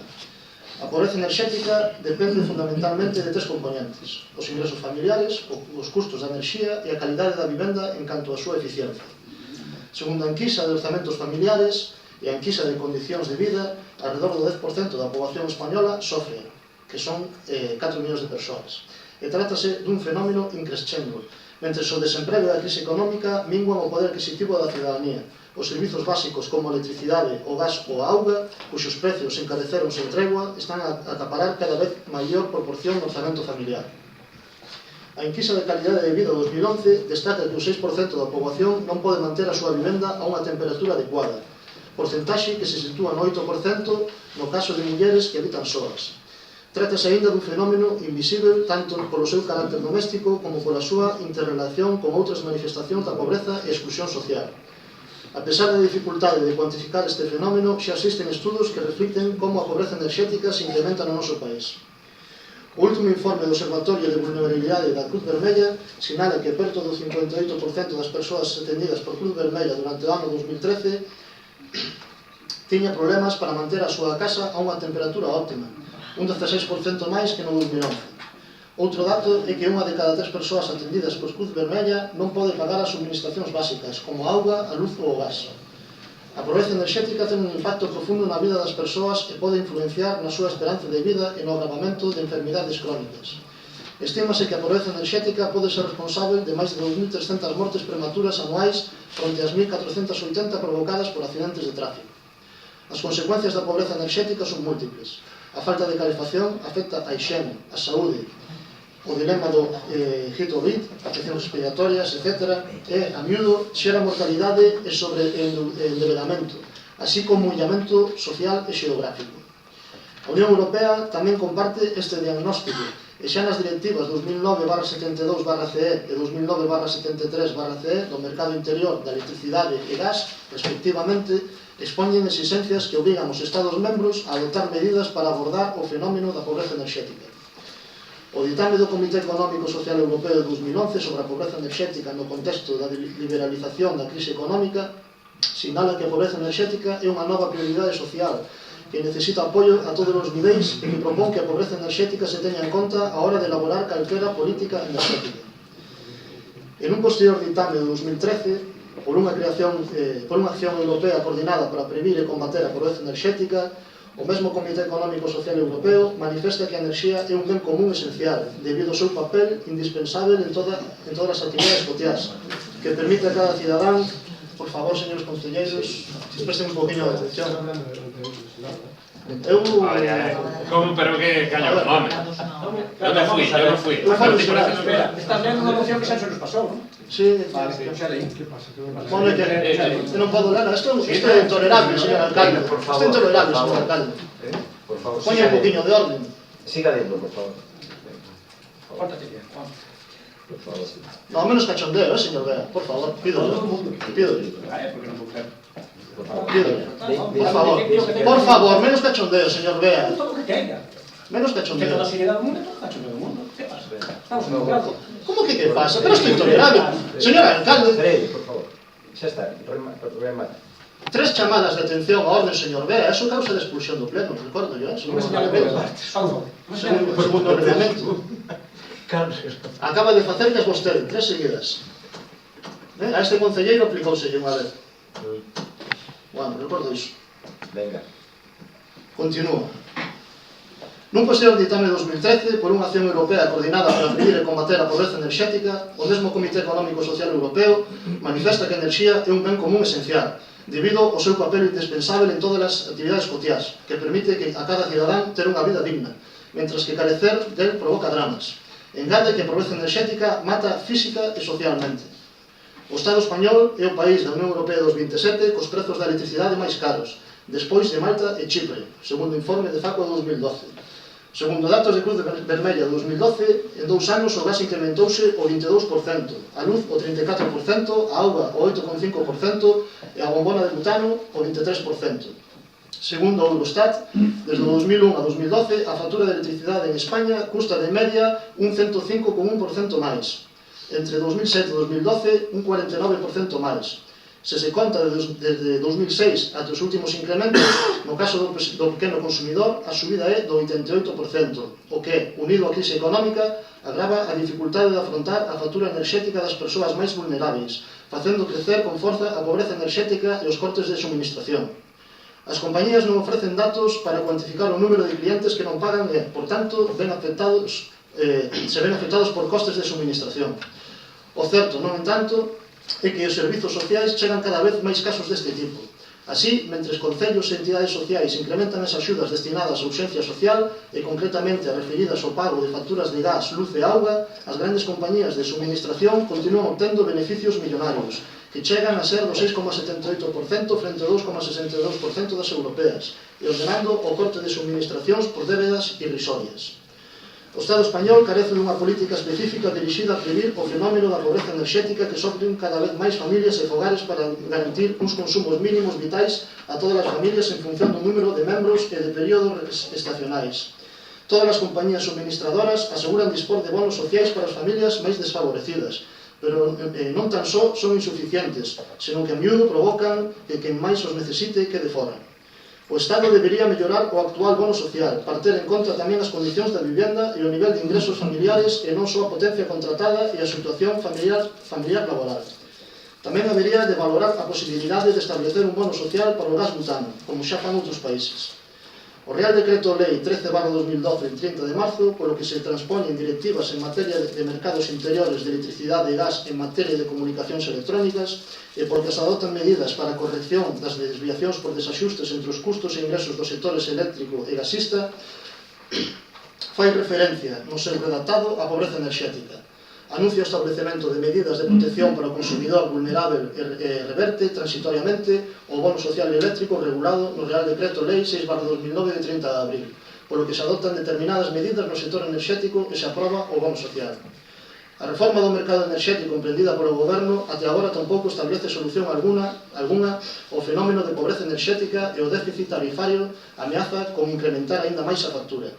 Os prezos soben debido á falta dunha auténtica reforma eléctrica e a consecuencia diso está a recaer sobre os consumidores e as renovables, según diagnóstico previo. Ademais, os cambios regulatorios no sector eléctrico, especialmente os máis recentes, suporán un encarecemento dos custos que afectarán fundamentalmente os consumidores coa revisión automática das peaxes. O cambio do sistema de facturación, que aumentará os custos fixos da factura, supón unha penalización engadida a quen menos consome, xa sexa por menor renda ou por ser eficiente, empeorando o problema da pobreza enerxética ou aumento da exclusión. A teórica liberalización do sector eléctrico non serviu para abaratar o prezo da suministración. A cuestión non resolta do déficit tarifario está a converterse na causa principal do incremento das taxas de pobreza enerxética en tanto que se resolve mediante un incremento dos prezos fixados ao consumidor, mentre o Goberno mira para outro lado. Existen experiencias a nivel europeo onde, ademais de axudas puntuais a colectivos vulneráveis para o pago de facturas ou dirixidas ao forro e eficiencia enerxética, aseguran a suministración en momentos críticos. Trátase de impedir a desconexión durante os meses de máis frío ou a consumidores vulneráveis, é dicir, aquelas persoas que por accións de idade, saúde, discapacidade ou inseguridade financeira grave non están en condicións de garantir o seu benestar persoal e o do resto de membros da súa familia. Por todo isto que acabo de expoñer, desde Esquerda Unida propoñemos ao Pleno Municipal do Concello de Ourobe a adopción dos seguintes acordos. Primeiro, exixir ao Goberno de España a aprobación dunha lei de medidas para prevenir a pobreza enerxética que regule o sistema de suministracións básicas do fogar e inclúa mecanismos que prime o forro e penalice o consumo ineficiente, garantindo que as tarifas non sexan obxecto de mercado, establecendo prezos sociais e elementos de fiscalidade enerxética favoráveis para as familias con baixos ingresos económicos. Igualmente, na citada lei estableceránse medidas para que todos os fogares poidan manter unhas condicións adecuadas de temperatura, como dispor de outros servizos enerxéticos esenciais a un prezo xusto. Crearase o bono social para aqueles fogares con poder adquisitivo reducido ou en risco de exclusión social, establecéndose unha tregua invernal e impedindo o corte de suministración a estas familias.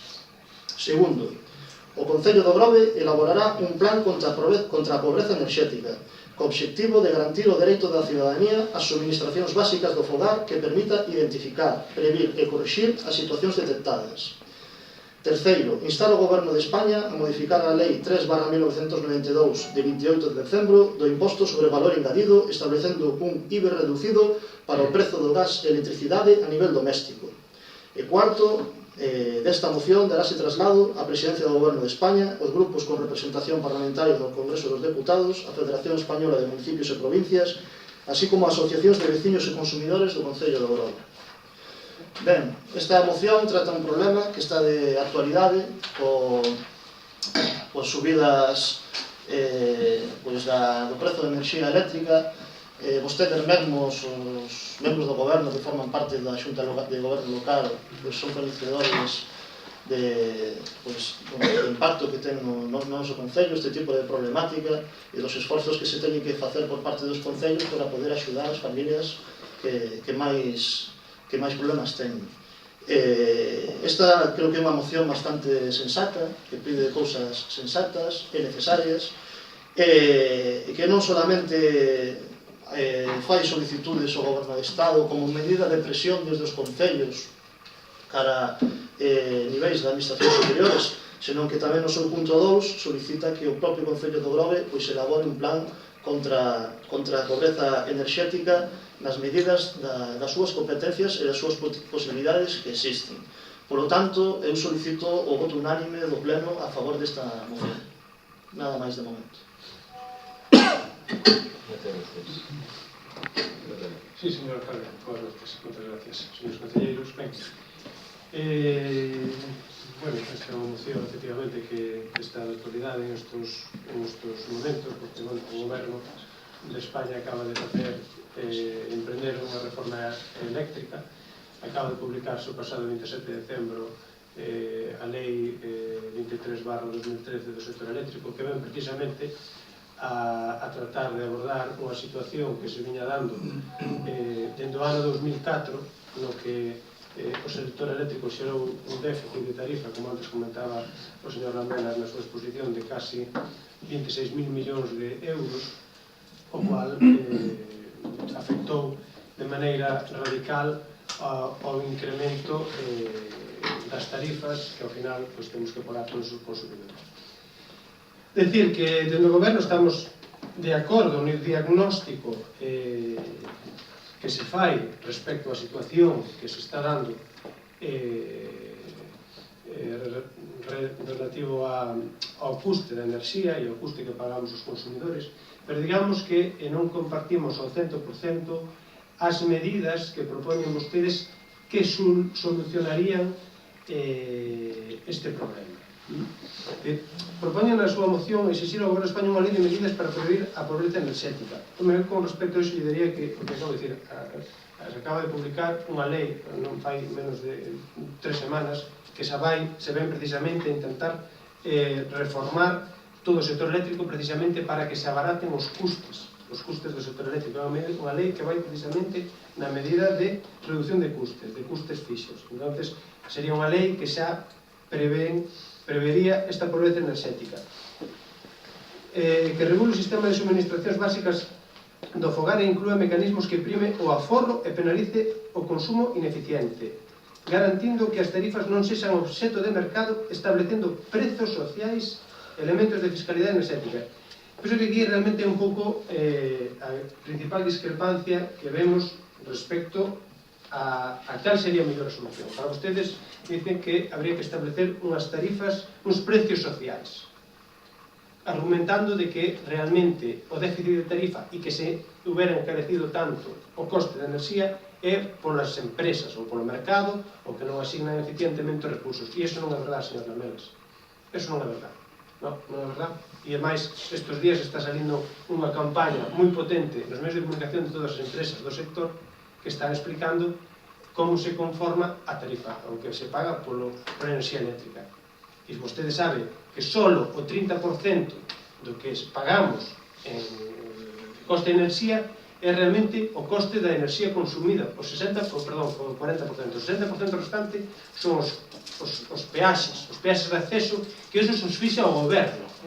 E aí se pagan costes fixos de distribución e transporte da enerxía. E aparte, en esa parte do 60% que regula o goberno, que establece o goberno, vai os sobrecostes de levar a enerxía ás Islas Canarias e Baleares, a moratoria nuclear, as primas ás enerxías renovables e outros diferentes conceptos que pouco teñen que ver coa distribución e transporte de enerxía, pero sí que se meten aí. É dicir, o que realmente encareceu dende o ano 2004 hasta agora a tarifa, o que se paga da luz, non foi porque as empresas ganen beneficios ou especulen, ou que o mercado pérfido e é todo oscuro. O mercado sempre é o malo, e é o contrario.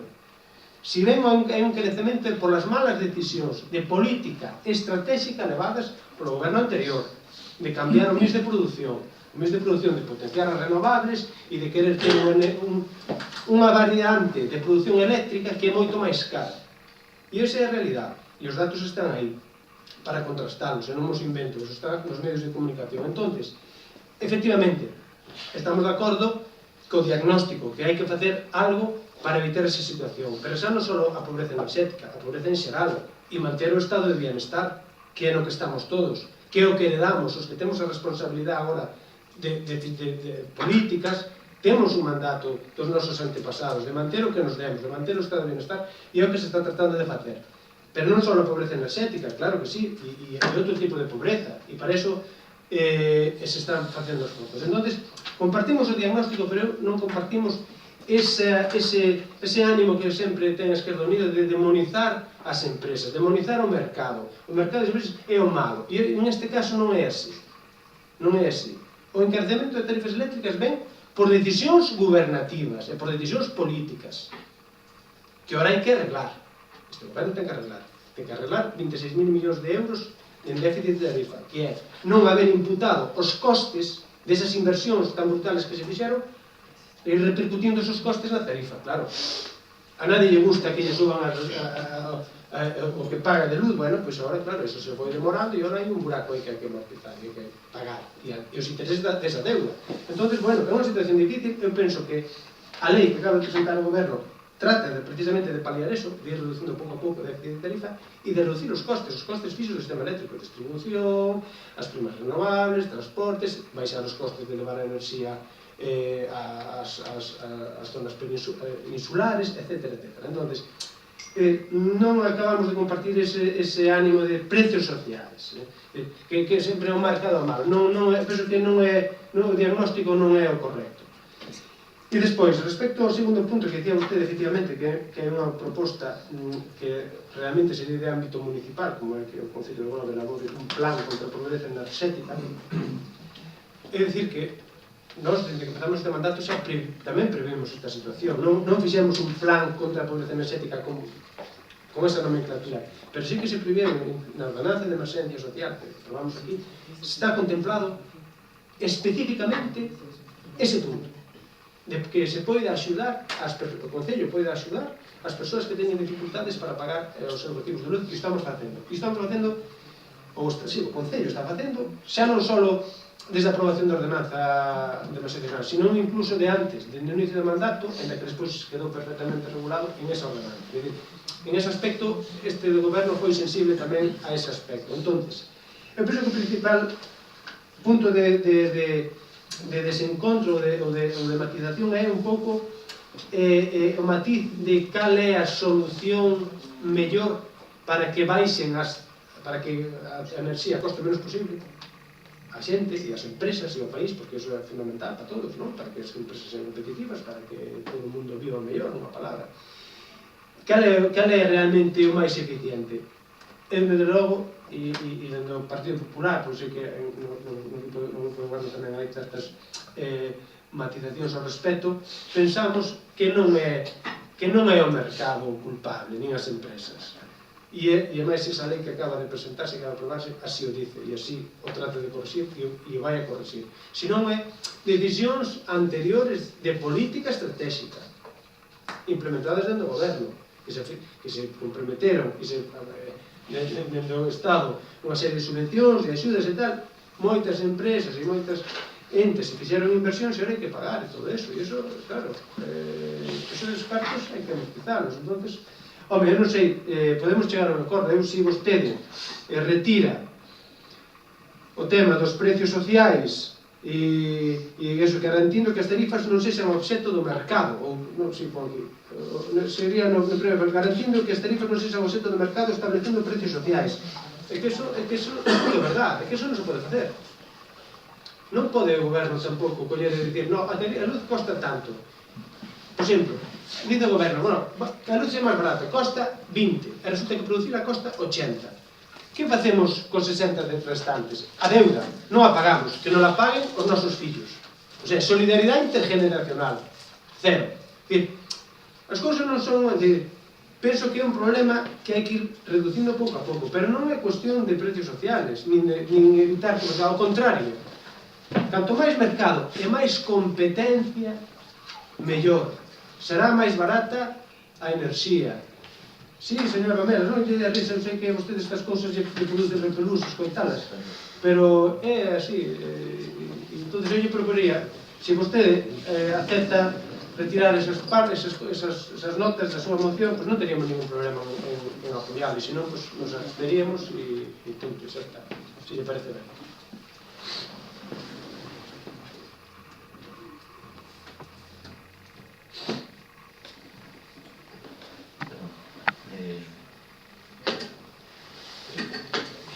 Sí. Desde o BNG anunciar que imos a apoiar esta moción do compañeiro de Esquerda Unida. Faime moita gracia cousas que di aí o señor Callón sobre o mercado, sobre o mundo de Yupi, porque a realidade é bastante terca e aquí non hai mercado que valga. Vostede sabe que as principales compañías eléctricas, que as privatizou ademais o Partido Popular, como vostede sabe, están sembradas de políticos, tanto do Partido Popular como do PSOE. Que mercado hai? Que mercado hai? Se aquí neste país hai unha oligarquía que sempre viveu das concesións públicas, sempre manexou os ministerios e sempre conseguiu por decretos se fixeran a medida, tanto na banca como no sistema eléctrico, como en 40.000 estamentos. A mí acórdome que nos anos 60 eu estaba estudando enxeñería consegueuse que dominar máis ou menos ou reconducir a enerxía nuclear, a enerxía atómica do seu destino bélico ao destino civil producindo enerxía.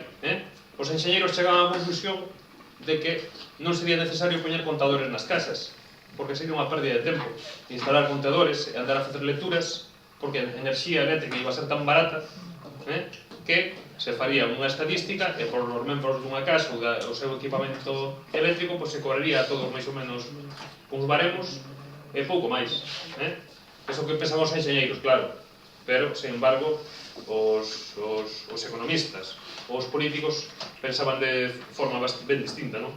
E este tipo de super conglomerados, como son todo o que ten que ver con enerxía, co consumo de petróleo, cos combustibles, coas privatizacións que se fixaron, en ningún momento ese socorrido mercado conseguiu abaratar nada. Nada. O único que fixeron é que moitos beneficios, como daba Endesa, como daba Repsol, que revertían no Estado, e se podían dedicar a hospitais, se podían dedicar a escolas, se podían dedicar a moitas cousas, agora revirten solo en unha oligarquía poderosísima que ademais bombea eses cartos a paraísos fiscales, opacamente, os distribuye por aí e non revirten na maioría da población, que son ademais os que poñen a disposición desas empresas a riqueza do país, como é o territorio para que se embalsen as aguas, ou como é para os lugares por onde se fan as centrales tanto térmicas como de outro tipo, tamén o territorio por onde pasan as líneas de enerxía eléctrica, eso poñémolo todos, pero solo revirte en uns poucos, non? Incluso me acordo de cando Faraday presentara na corte de que un campo magnético en movimento pues inducía unha corrente eléctrica, non? Entón preguntábanlle, facía chisportear ali os cables e tal, entón preguntábanlle para que servía aquelo, non? Da electricidade e tal. E Faraday dixo, bueno, pois, a verdade é que ainda non sei para que sirve, pero seguramente hai o ministro de Economía lle ha de poñer algún impuesto no futuro, non?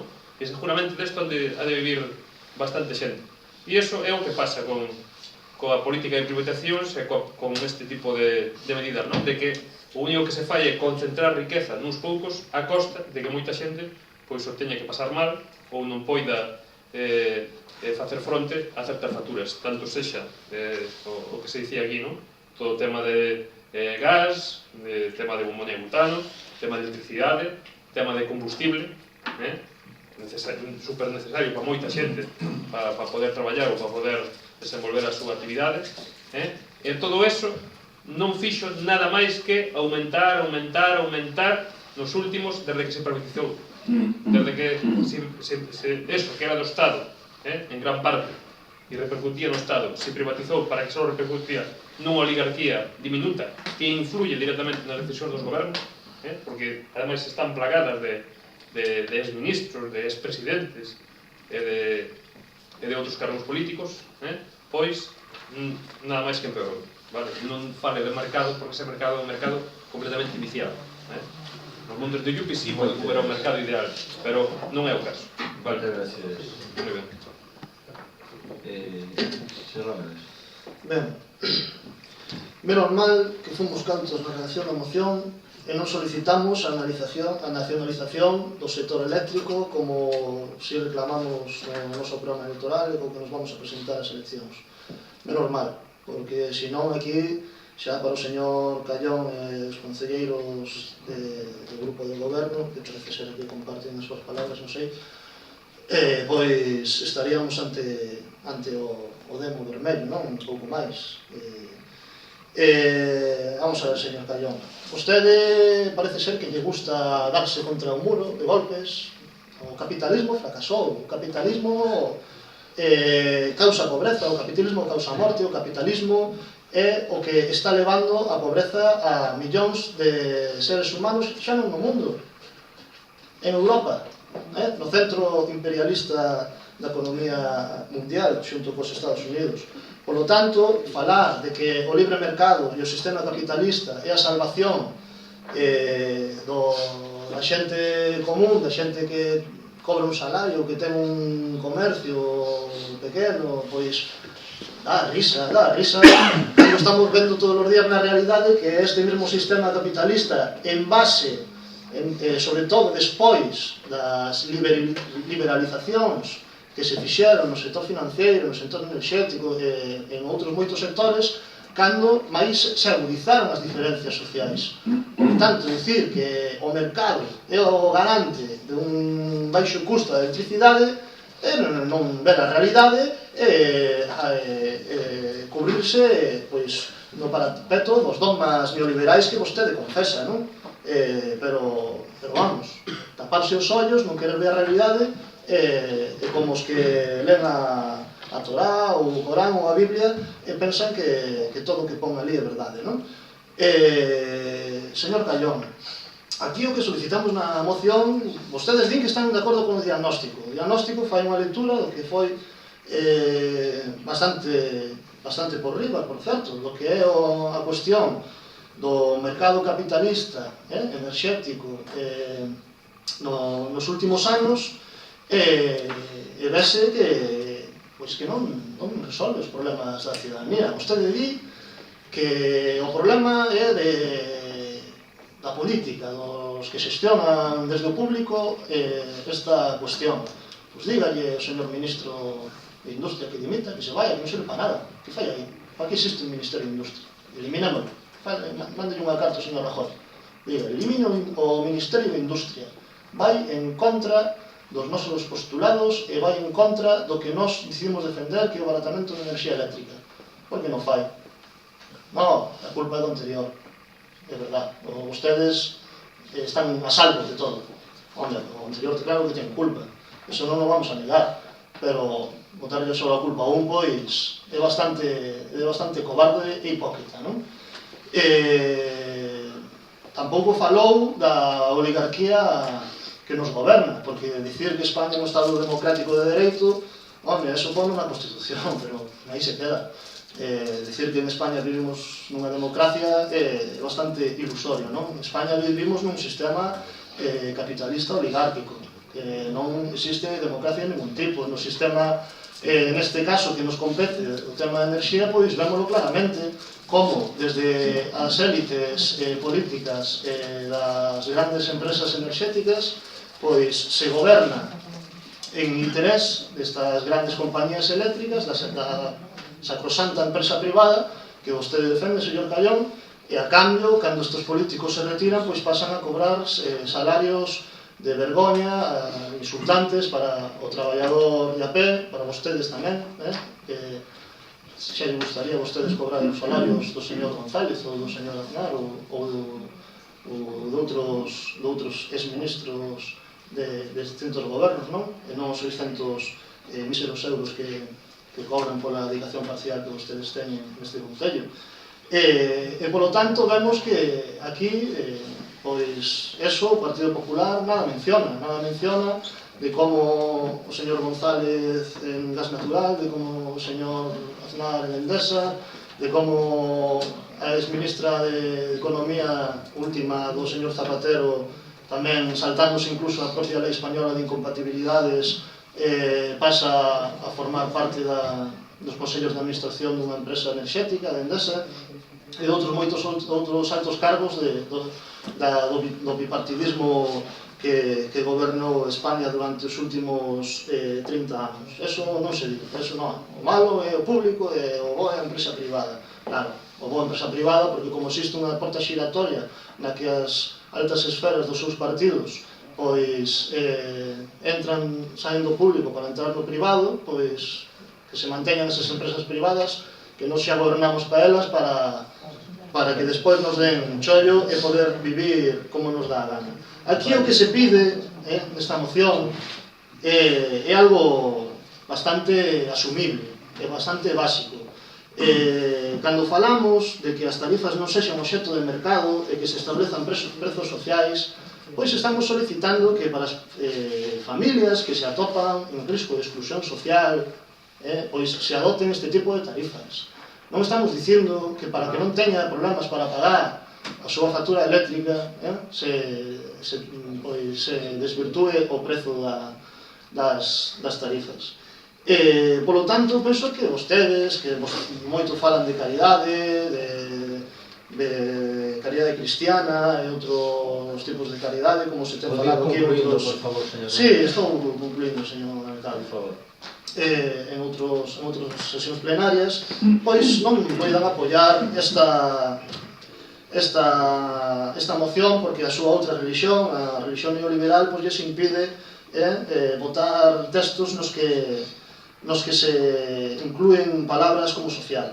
É unha pena. Eu insisto e sigo pedindo que apoien, por favor, esta moción. Nada máis. Sí, moitas gracias, señor alcalde. Ben, a verdade é que me convenceu, señor Carreras, e anuncio que vamos a votar favorablemente a moción en base á última explicación que acaba de facer vostede do que serían realmente esos precios sociais, que sería como o bono social para a xente con poucos recursos que teñan os precios reducidos. Se iso é así o espírito do que pone a moción, comparto e anuncio que vamos a votar a favor. Ahora, ten que vostede comprender que non este en absoluto de acordo con todo o anterior que dixo vostede. E máis, perdone que yo diga, e en confianza, é vostede bastante mal educado. Perdone que yo diga así, porque mezclar a caridade cristiana, queremos os cartos que ganan non sei que, é traspasar a cortesía, digamos, parlamentaria, ainda que isto non é un parlamento. Eu penso que en ningún momento lle plantei a vostede o respeto, en ningún momento. e penso que vostede con as palabras sí que me faz un pouco negociando o concurso eólico. Señor Outeiro, home, por favor, oligarquías, no, que os do bloque son bueno, uns benditos, home, por favor.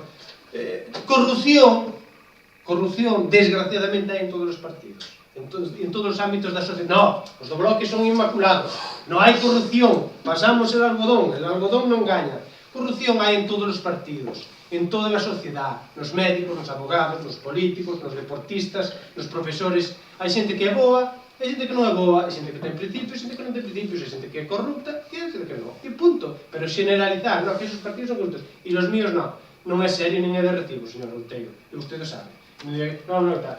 Entonces, a veces hai que medirse a hora de falar, porque, claro, despois un tira de meroteca e salen estas cousas e, bueno, pues non queda mal. Moitas gracias. Muy bien, pues vamos a pasar a votación. Votos a favor.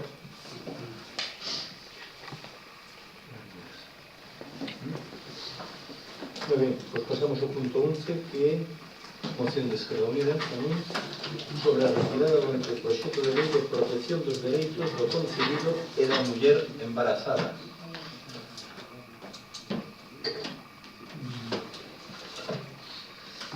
A citada moción foi dictaminada pola Comisión Informativa Xeral en sesión do 24 de xaneiro do 2014 favorablemente pola maioría dun voto a favor do señor Outeiro e 6 abstencións dos membros do PP, PSDG-PSOE e a señora Filgueira. Muy bien. Señor Vanegas. Ben, esta moción tamén está un tema de bastante actualidade, ainda que a súa extensión na parte expositiva e os acordos pois é máis curto, non? que anterior. Vou a dar paso, por lo tanto, a lectura da exposición de motivos. O dereito a decidir das mulleres sobre a súa maternidade non se pode enmarcar nun debate alleo á libre decisión das mulleres. É un dereito fundamental que, como tal, non pode ser obxecto de intercambio cos estamentos religiosos e sociais máis reaccionarios. O dereito á interrupción voluntaria do embarazo, a libre decisión das mulleres, é libre decisión das mulleres, sen interferencias, sen condicionantes, sen tutelas, nin penalizacións, é un dereito fundamental.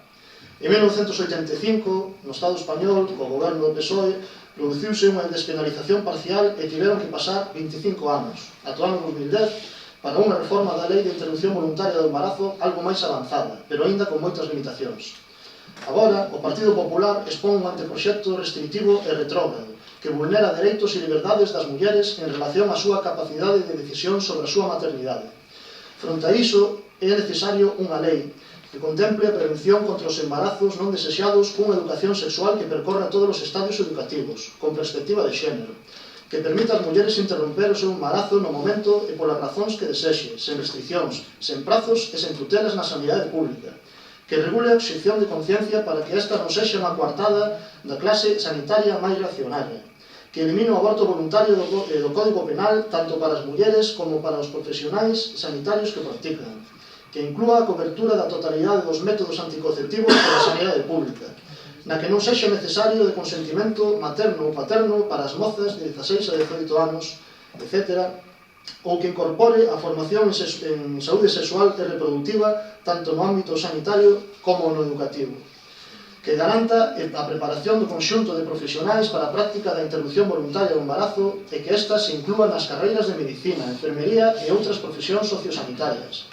que non cuestione a capacidade das mulleres para tomar decisións sobre a súa vida, senón que potencie a súa autonomía, que inclúa un protocolo común para a práctica da interrupción voluntaria do embarazo no Sistema Nacional de Saúde e que garanta o equilibrio territorial.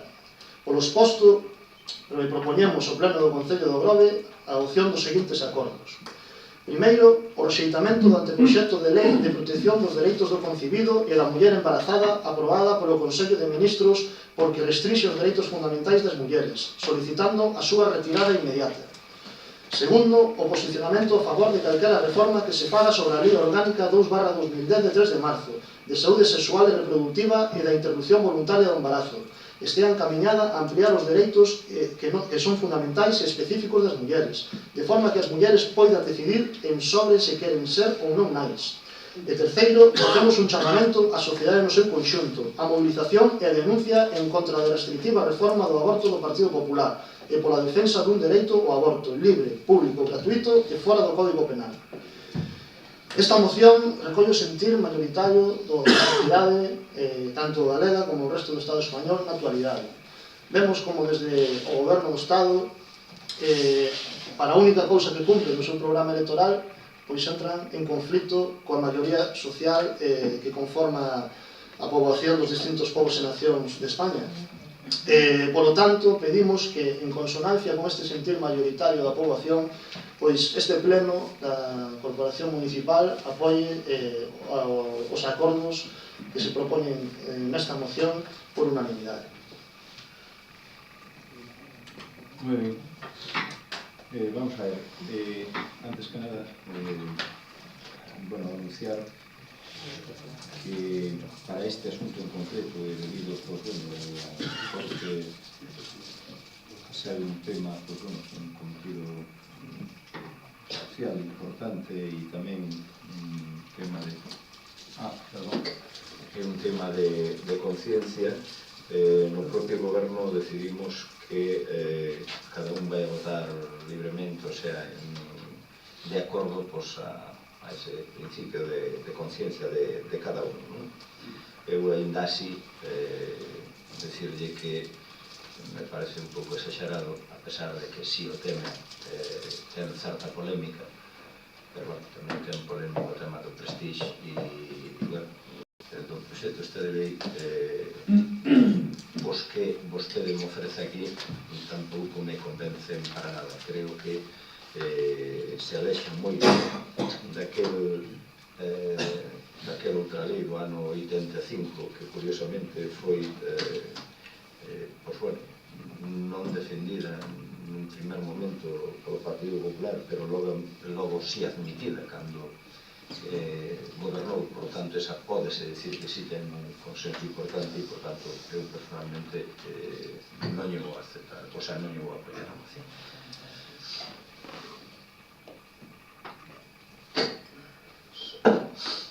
Bueno, eu aclarar que eu estou total, absolutamente en contra do aborto, porque igual que un dereito, o aborto tamén é un dereito á vida. As dúas partes son dereitos que eu considero tamén fundamentais, non? Teño que decir que no persoal podo estar en contra do aborto, pero tamén entendo que con responsabilidade política estamos nun país laico, pero sobre todo nunha organización política, o que eu crea ou deixe de creer non ten nada que ver co que a outro lle poda eu ter que obligar. Por lo tanto, si vou apoiar a súa moción, ainda que eu estou en contra do aborto, que si a favor da vida, pero non son quen de obligarlle a outros que pensen como a min porque é motivación, digamos, religiosa ou de crenzas, por lo tanto, ou de educación, podemos poñer como que iramos, pero certamente non son quen de obligar a ninguén que chegue a ese momento de ter que abortar. Pero tamén gustaríame que esa, como ben decía tamén o alcalde, do que vostede din, tampouco parece como un barra libre para abortar por calquer motivo, nin plazos, sempre tenta que haber unha lei onde se aclaren plazos, onde se aclaren motivos, e cando menos que non sea un porque me gusta ou porque me apetece vou abortar, non? Dito isto, teño que dicir que o meu voto vai ser favorable á moción que presenten, inda que por conviccións estou en contra do aborto. Señor... Sí, desde Benegat tamén dicir que vamos a apoiar esta moción do compañeiro e nada, desde Benegat tamén temos preparada outra moción deste tipo que o mellor pode que veña po seguinte pleno, dependendo de como Doctrina fole. Dependendo tamén de como lle vaya esta e de outras consideracións, pero a verdade é que volve ser outra das mocións que traen aquí que tamén afecta aos veciños deste pobo, por moito fole ou por moito...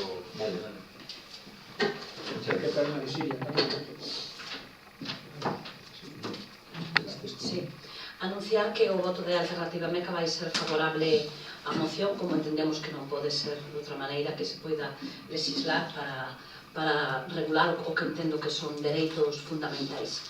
Anunciar tamén que dentro do Concello imos poñer en marcha unha campaña enseguida para a prevención dos embarazos non desexados, así como das enfermidades de transmisión sexual.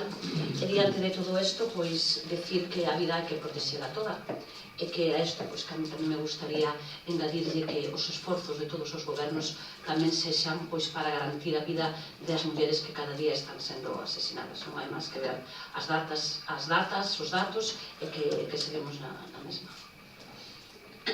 Moi ben, pois pasamos á votación a favor da moción que presenta Izquierda Unida. Un segundo.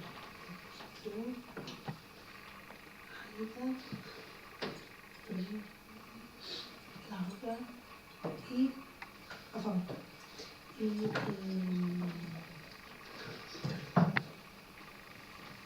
Sí. Abstenciones no hay. Abstenciones. ¿Y en contra?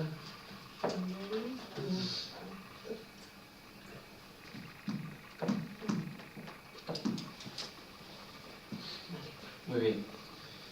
Pasamos, por tanto, ao punto 12, que son as mocións de urgencia. Non teño constancia de que haxa alguna. Entonces, pasaríamos ao 13, que rogos e preguntas.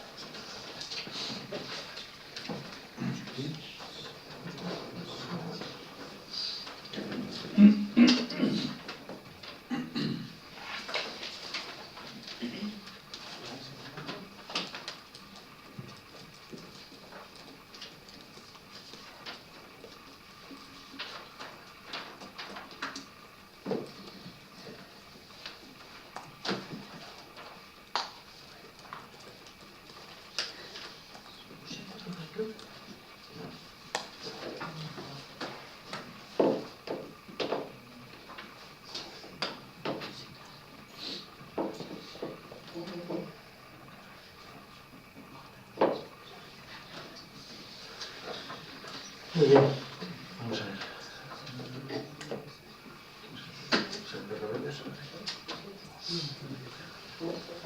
Buenas noches. Bueno, en primer lugar, si me permiten disculpar a mi retraso en conocer este pleno. Y en segundo lugar, quisiera trasladar un rogo e unha pregunta. O rogo vai dirixido ao señor alcalde, presidente do pleno, para rogar e solicitarle a igualdade de trato e o cumprimento das normas no pleno e da educación, porque desde logo que un observa, por menos nesta última media hora de pleno, ven a demostrar un trato totalmente discriminatorio e nada equitativo entre o que son os membros do goberno e os membros da oposición. Por menos das interrupcións que algún membro do goberno fixo durante a intervención de algún compañero da oposición, por menos, moito menos deso, se ten amenazado ou expulsado algún outro compañero do pleno. Entonces, o responsable de levar o orden e as normas do pleno é o señor presidente, e eu rogo que nos plenos sucesivos, por favor, se respete o turno de palabra de quen fora. En canto a pregunta,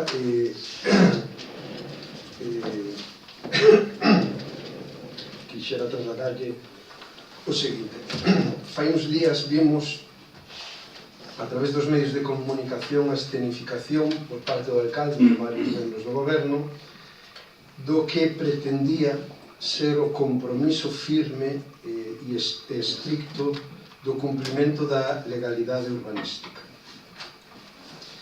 Digo escenificación porque despois a realidade o que nos amosa é un resultado decepcionante e nos confirma a teatralidade daquele anuncio.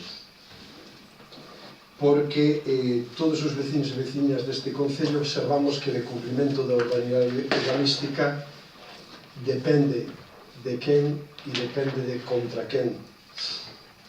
Así vemos como se aplica a legalidade urbanística de forma estricta cando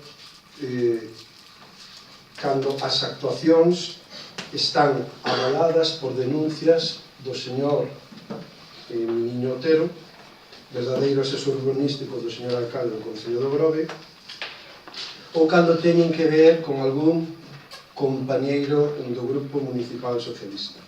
Non ocorre así cando as accións urbanísticas e posibles irregularidades urbanísticas competen a membros do goberno ou a outros vecinos da localidade. Parece ser que os membros do goberno, e creo que aquí todos son responsables, porque tamén hai unha xunta de goberno que é o órgano que ten delegadas competencias en decisións urbanísticas, pero moi concretamente o señor alcalde, que ademais é concelleiro de urbanismo, para abrir expedientes e facer cumplir, abrir expedientes de infracción urbanística e facer cumplir a legalidade urbanística, bueno, pois parece que non se acaban de enterar ou non se queren enterar de determinadas ilegalidades, cando menos igual de graves das que o señor alcalde en todo este mandato ten denunciadas.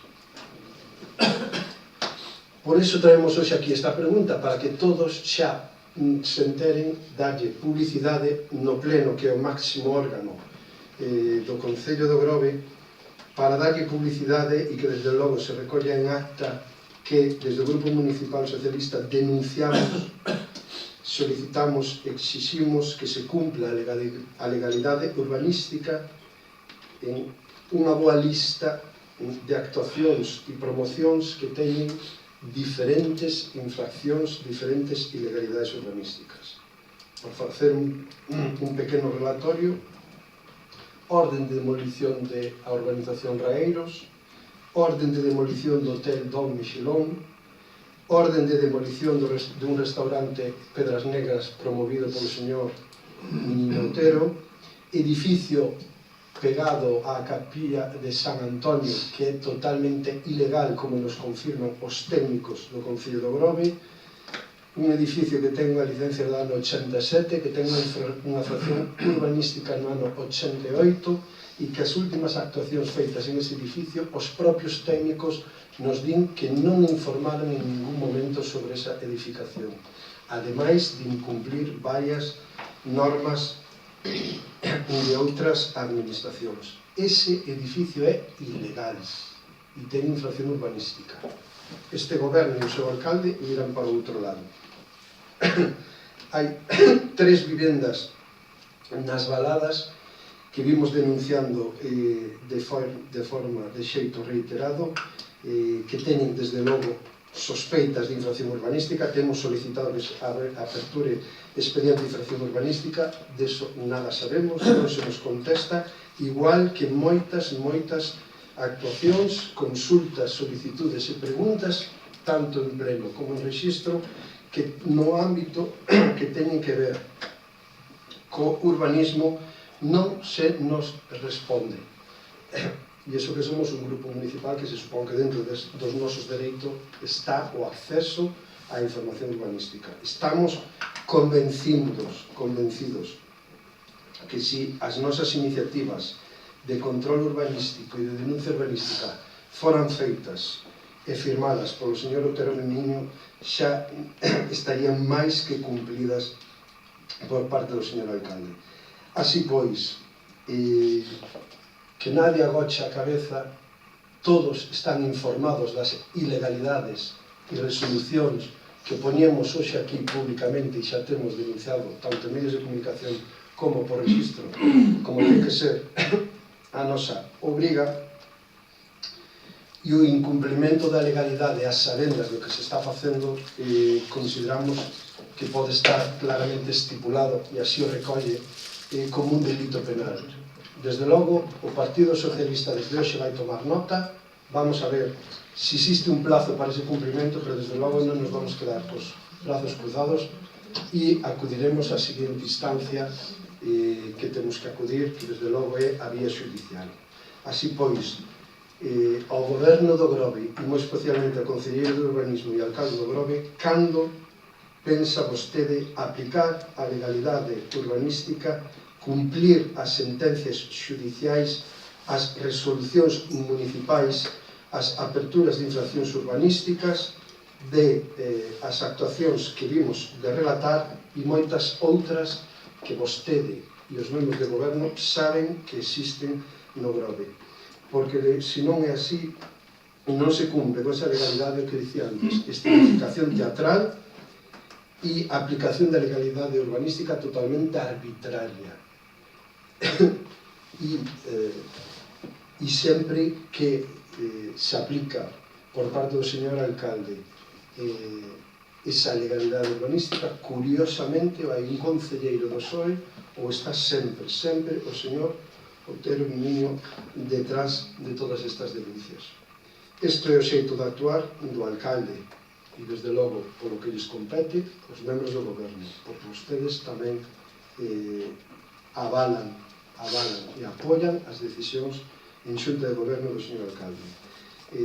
Reiterar, solicitar o cumprimento desa legalidade, solicitar o cumprimento desas sentenzas, solicitar o cumprimento das resolucións, en definitiva, solicitar o cumprimento da legalidade urbanística para todos.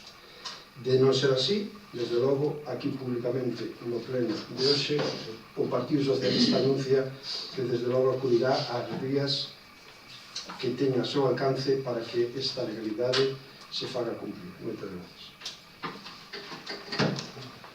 Señor Romero. Sí. Varias cuestións. A primeira cuestión que queremos trasladar neste punto de regos e preguntas é no referente ás obras que se están realizando nos últimos tempos no entorno urbano do Concello, na Praza de Arriba, Beiramar, Rúa Cándido Acuña.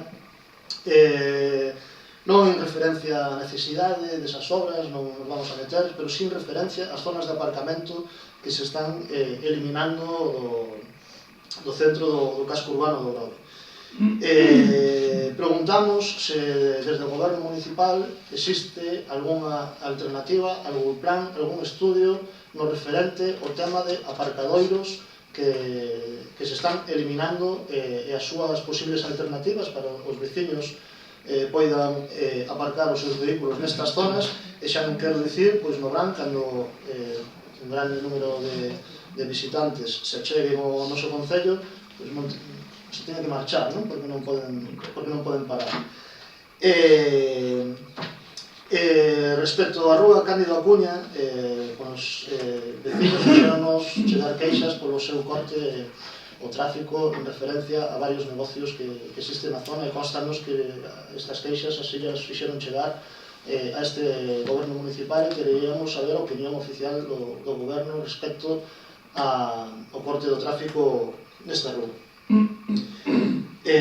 Respecto a outra cuestión, a Rúa Xoán 23, veciños indícanos que desapareceu dos espellos que se colocaran para a incorporación á vía dos vehículos que saen da Graña para incorporarse na Rúa Xoán 23. Non sabemos se por accidente, pois porque se retirou ou por calquer causa, pero solicitamos que se repoña ese espello para a mellor seguridade dos vehículos que se incorporan desde a Graña a Rúa Xoán 23. Tamén veciños da zona fanos chegar a súa preocupación polo exceso de velocidade que se dá na Rúa Luis Antonio Mestre, sobre todo en horas nocturnas, cando o tráfico é menor. Hai, non todos, vamos a dicir, Luis Antonio Mestre. É unha serie de vehículos, sobre todo baixando, pois que levan velocidades excesivas e realmente perigosas para os peóns que circulan por esa zona e que pretenden cruzar nunha beira rúa a outra polos pasos de peóns disponibles na zona. E, por lo tanto, pedimos que se tome algún tipo de medida, ben sexan baréns para ralentizar o tráfico na zona, ou medidas similares para evitar o exceso de velocidade que se dá nesta rúa, sobre todo, xa digo, en horas nocturnas, cando o tráfico é menos denso. Nada máis. Señor Otero.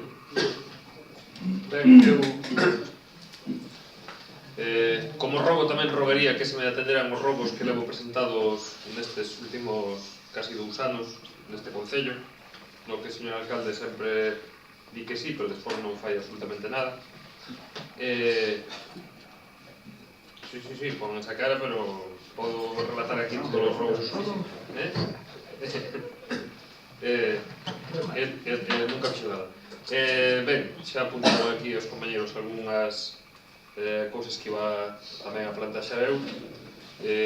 Unha delas é estas reformas de rúas tamén, efectivamente, que estou recibindo moitísimas queixas, e eu aconsellaría a este goberno que ese tipo de intervencións tan sensibles deberían de ser máis consensuadas, deberían de avanzarse algún tipo de planiño para que os veciños puderan comentar, chamar as outras forzas que estamos aquí no goberno para poder dar propostas e melloras, e despois acometelas con un maior grado de consenso, e non así sen que os veciños sepan por onde que se vai facer, nin cando, nin por qué, só é unha política de feitos consumados. E despois tamén chamar a atención de que recibo moitas queixas de que parece que é mentira. No inverno tamén siga habendo praias, non? E hai xente que tamén lle gusta, cando o tempo permite, por dar algún paseo polas praias, e están nunha situación lamentabilísima, non? Os temporais están arrastrando as praias diferentes cousas, e eu penso que por lo menos cada mes ou cada certo tempo facer unha batida importante, incluso en praias urbanas como de Porto Meloxo ou outras onde a xente quere disfrutar delas, non?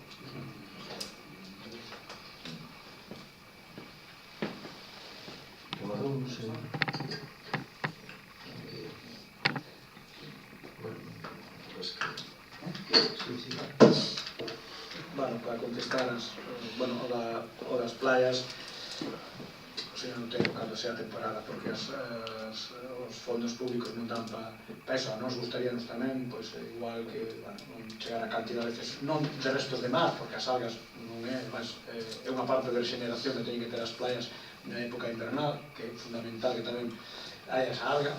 Así, certamente, a veces os restos da industria do mar, ou desechos do propio ser humano, plásticos, pois certamente a veces non nos gustan en certas zonas, pero tamén lle tengo que dicir que hoxe por hoxe sería inasumible e poríamos en perigo a época de verán se utilizáramos fondos que xa son moi escasos para poder ir, porque a algunhas persoas lle apetece ir a pasear. É dicir, é algo que gustaríamos a todos, pero os sentimos, pero é inasumible.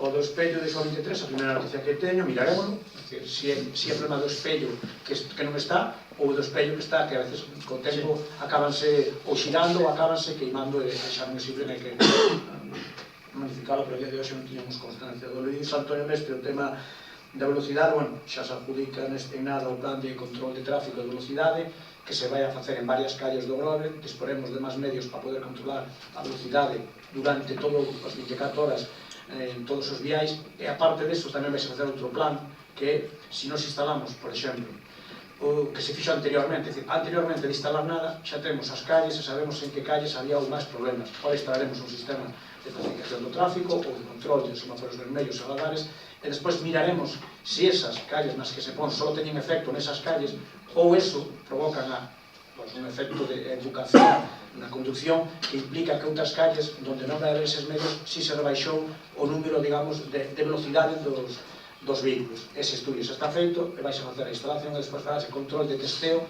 non só nesas zoas, sino nas zoas onde non hai nada, pero si detectemos que realmente o cidadano vai collendo a convicción de que o centro urbano non é precisamente unha pista de velocidade.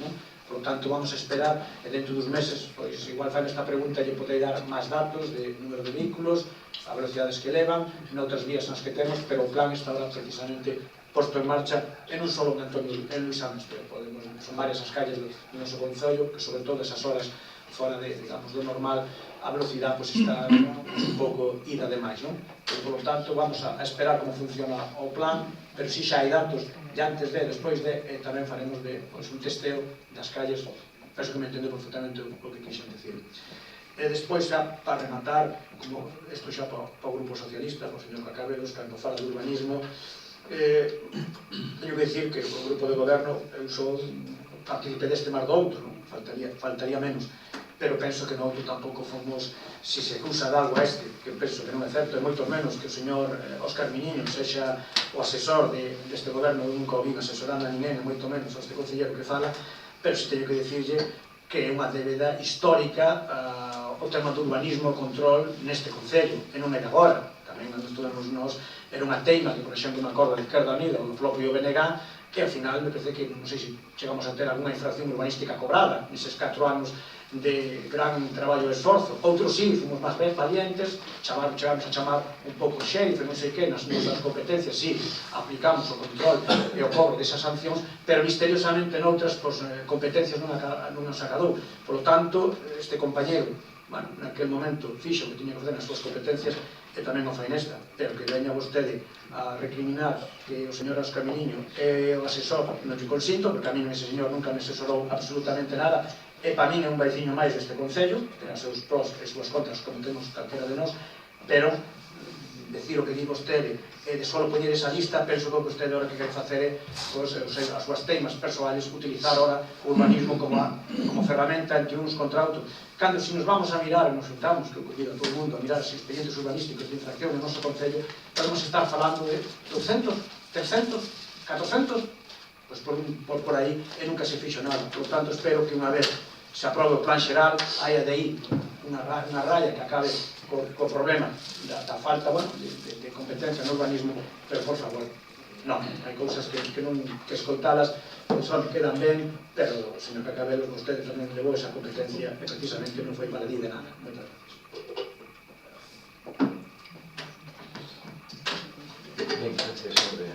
Ben, pois eu vou a rematar, pero, bueno, teño que facer outras cousas, sobre todo por estas afirmacións ou acusacións, eu non sei que eran exactamente que facía o señor Cacabelos.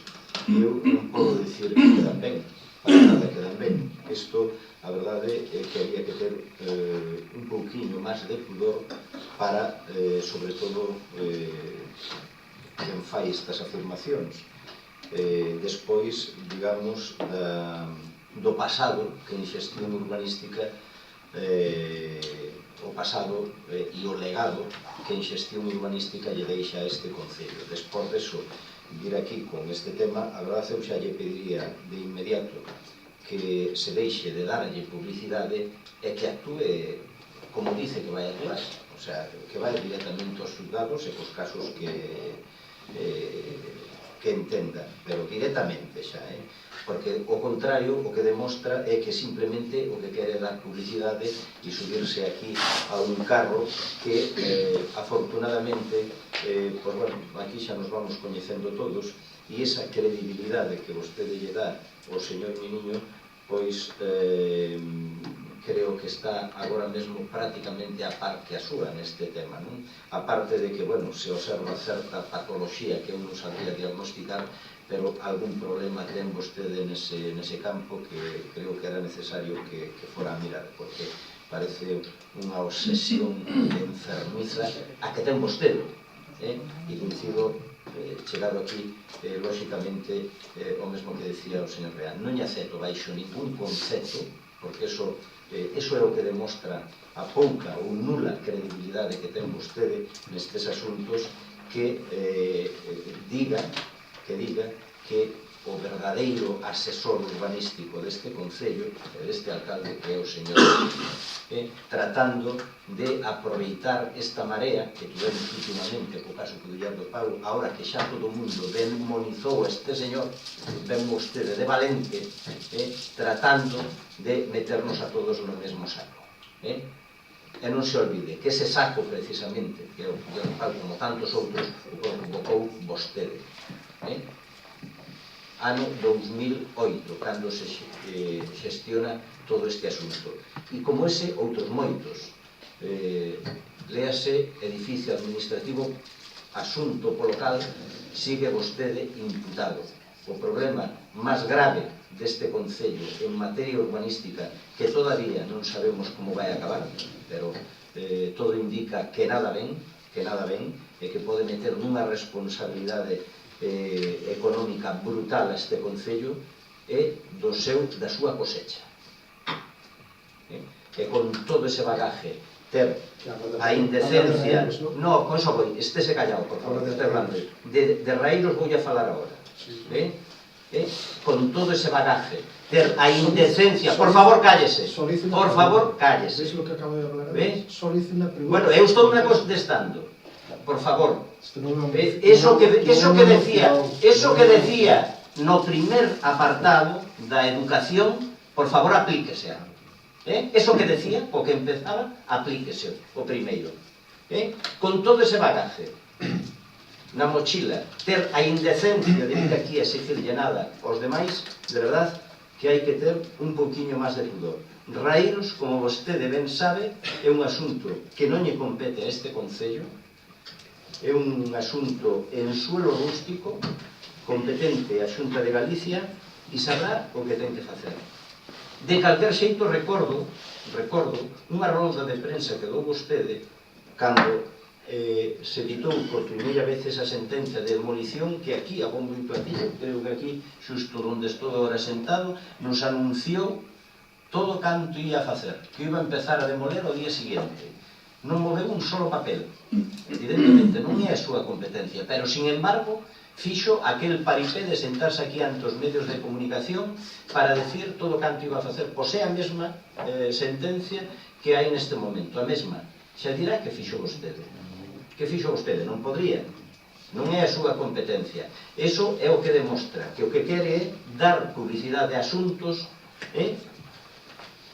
para demonizar a un goberno, que vostede sabrá, esa maneira de facer política, pero nada máis, eso é o que quere. Afortunadamente, a súa credibilidade está bastante máis baixa ahora mesmo que a do señor Mini.